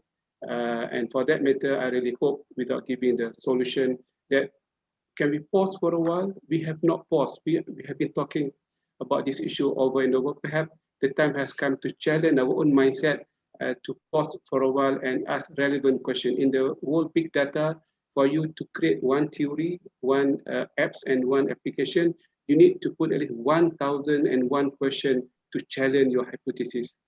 Only then could you come to a conclusion that this is the same thing they discover cancer, the same thing by having the multiple line of algorithm from that scientific finding that managed to create the big data and AI in many parts of the discipline. So I would rather what should I say, caution that we shouldn't be fighting the external enemies too much. We need to be fighting our own problem moving forward in so many things that we are lacking, and Quran and the Sirah of the Prophet try to build up from within rather than by looking at the effects of others, the other environment. We cannot stop that. We cannot fighting all of that all the way. But if we can bring the prescription within our own community, the priority list, the intensity list, the ratio of theory and practice, not much theory, not much practical, a balance of everything. This is something I wanted to share my point of view. I hope I'm right in my insight and intuition. Thank you, Prof. Tahmeem. Okay, thank you, Dato, for your answer. And can we also hear from other panelists? Can I add a few words? Yes, Prof. Anis. Thank you very much. Bismillah ar-Rahman ar-Rahim. I look on the issue from a historical perspective, and I believe that the question raised by our very dear brother, is Islamization relevant today, is a very important question. But what do we mean by Islamization? It is not a matter of starting with Bismillah ar-Rahman ar-Rahim, everything. It's a matter of content, methodology, epistemology altogether. Historically, the issue emerged in two different contexts. First context was when in Pakistan in 1962, Abul Alam Maududi gave a lecture on civilizational crisis and research. And I was personally present in that lecture. I heard it from him directly. And there he gave the idea that we need to develop a new epistemology. A research plan was given by him, and he instituted a body which was named Islamic Research Academy in Karachi on that date. Then second landmark took place in a non-Muslim environment when 10 years later, in 1972, the Association of Muslim Social Scientists was established in 1972 in Illinois, in Chicago, Institute of Technology. And I was its founding Secretary General. Ismail Raji Farooqi Marhum was founding president. And we worked together for later 10 years, till 1981. After another 10 years, IIIT was established. So it's a long journey in which this concept developed. I, as a partner in this whole process, believe that that was to convince Muslims, because we thought we bring from Muslim to Islamic an approach that you are not just Muslim, but you have to be Islamic also. Now, since the globalization issue has emerged, and with globalization of society and technology and communication, what I have been suggesting is that we should move forward, and instead of saying Islamization, we say ethicalization. That widens the scope, and that goes beyond the territories. It's no more matter of Islamizing Pakistan or Islamizing some other country, but it's a matter of universal Islamic ethical principles. As I said a while ago, Sharia for me is not for Muslims, it is for humanity. And in the pyramid I showed in my presentation, where Tawheed and Adl are at the top and other objects are under it, it shows that all those are meant for humanity. So we have to move forward, not necessarily to call Islamization, but the objective is one and same, which is integration, unity, or unified knowledge, where you have no division of this is material, this is spiritual. Everything in Islam is unified. Action and belief are not two separate domains. They have to be one single domain. So we have to work on this concept of ethicalization that is equally acceptable, I think, to Muslims and non-Muslims together. Jazakallah khair. Okay, thank you, Prof. Anis, for your clarification. So you propose that we should be more neutral so that we will be seen by others objectively. So you propose the term ethicalization of knowledge. That is a very good idea. Inshallah, we move forward. We need to have further definition of ethicalization of knowledge. May we listen to Dr. Prof. Osman Bakar. Do you want to say something about this? Well, I just want to say this, that the brother or sister who is asking the question, the claim is made. I mean, he just wants to produce to present the claim, and then to ask whether I agree or not with the claim. My simple response is that the claim is too sweeping.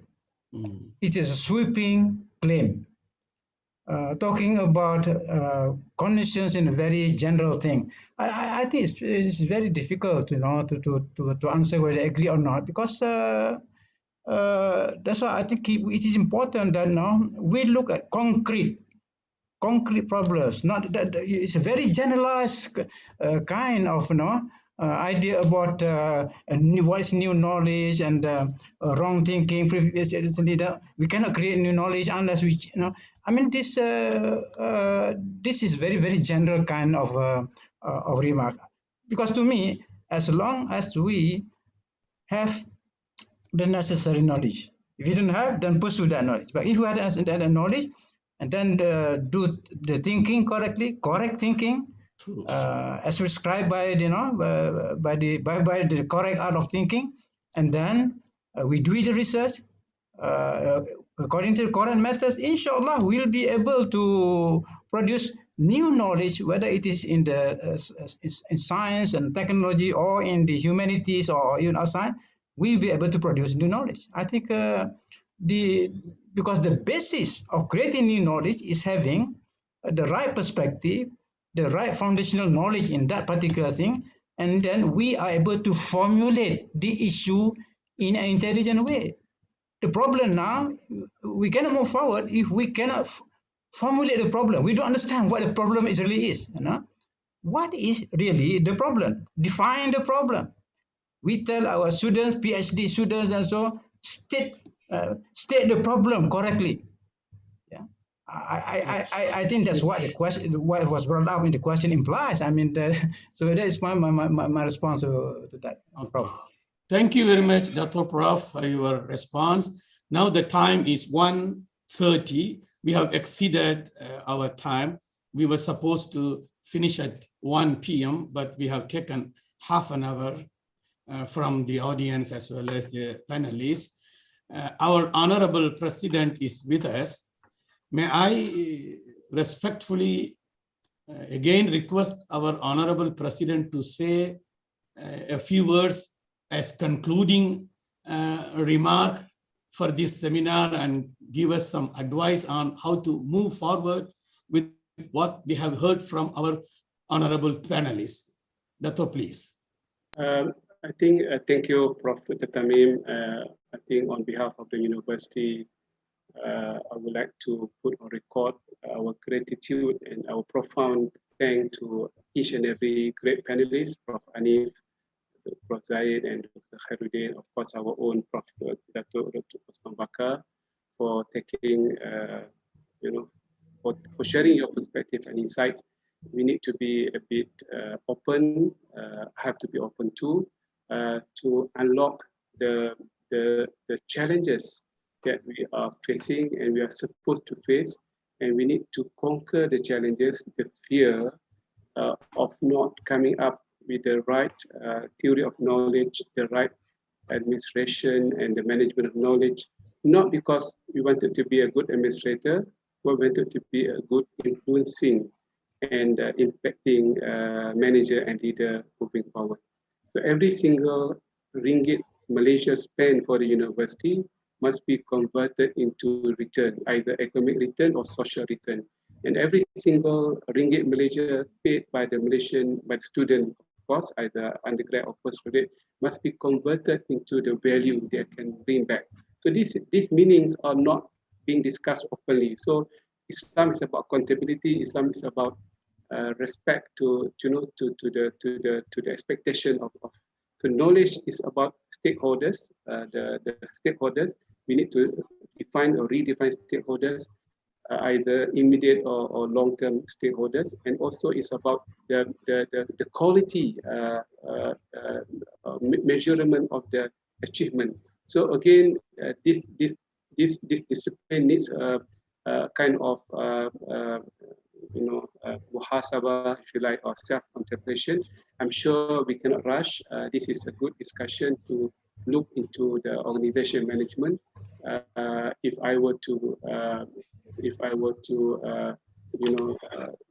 speak about the topic in great detail, I would list all the vertical required for every single thing: the selection of the staff, the promotion of the staff, the quality control, the impacts of the knowledge that we are talking, our indexing process, the performance of the lecturers, the performance of the student, the profiling from day one until final year of the student. So everything should be made visible.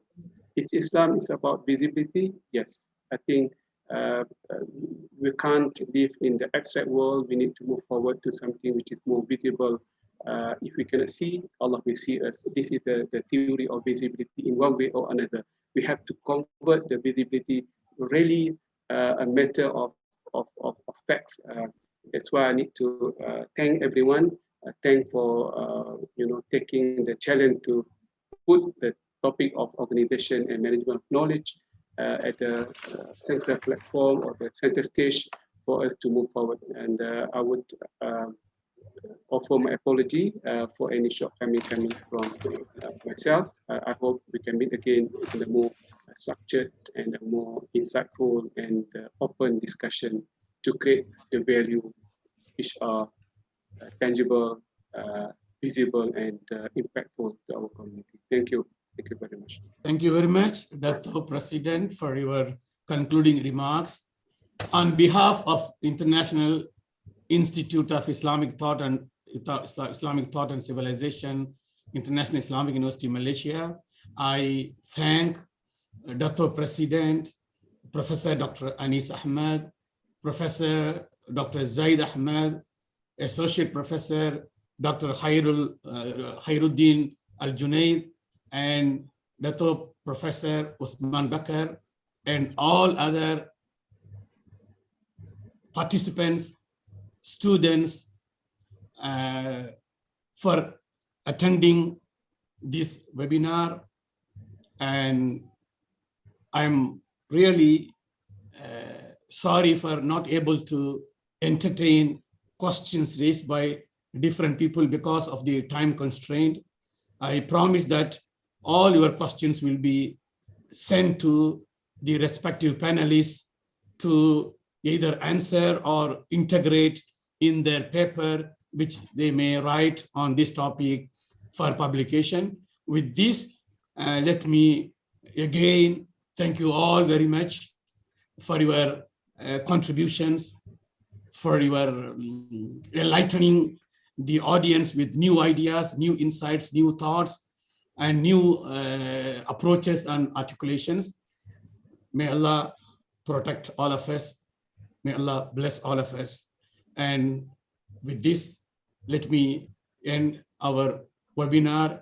Thanking you all again. Wabillahi tawfiq wal hidayah. Assalamu alaikum wa rahmatullahi wa barakatuhu.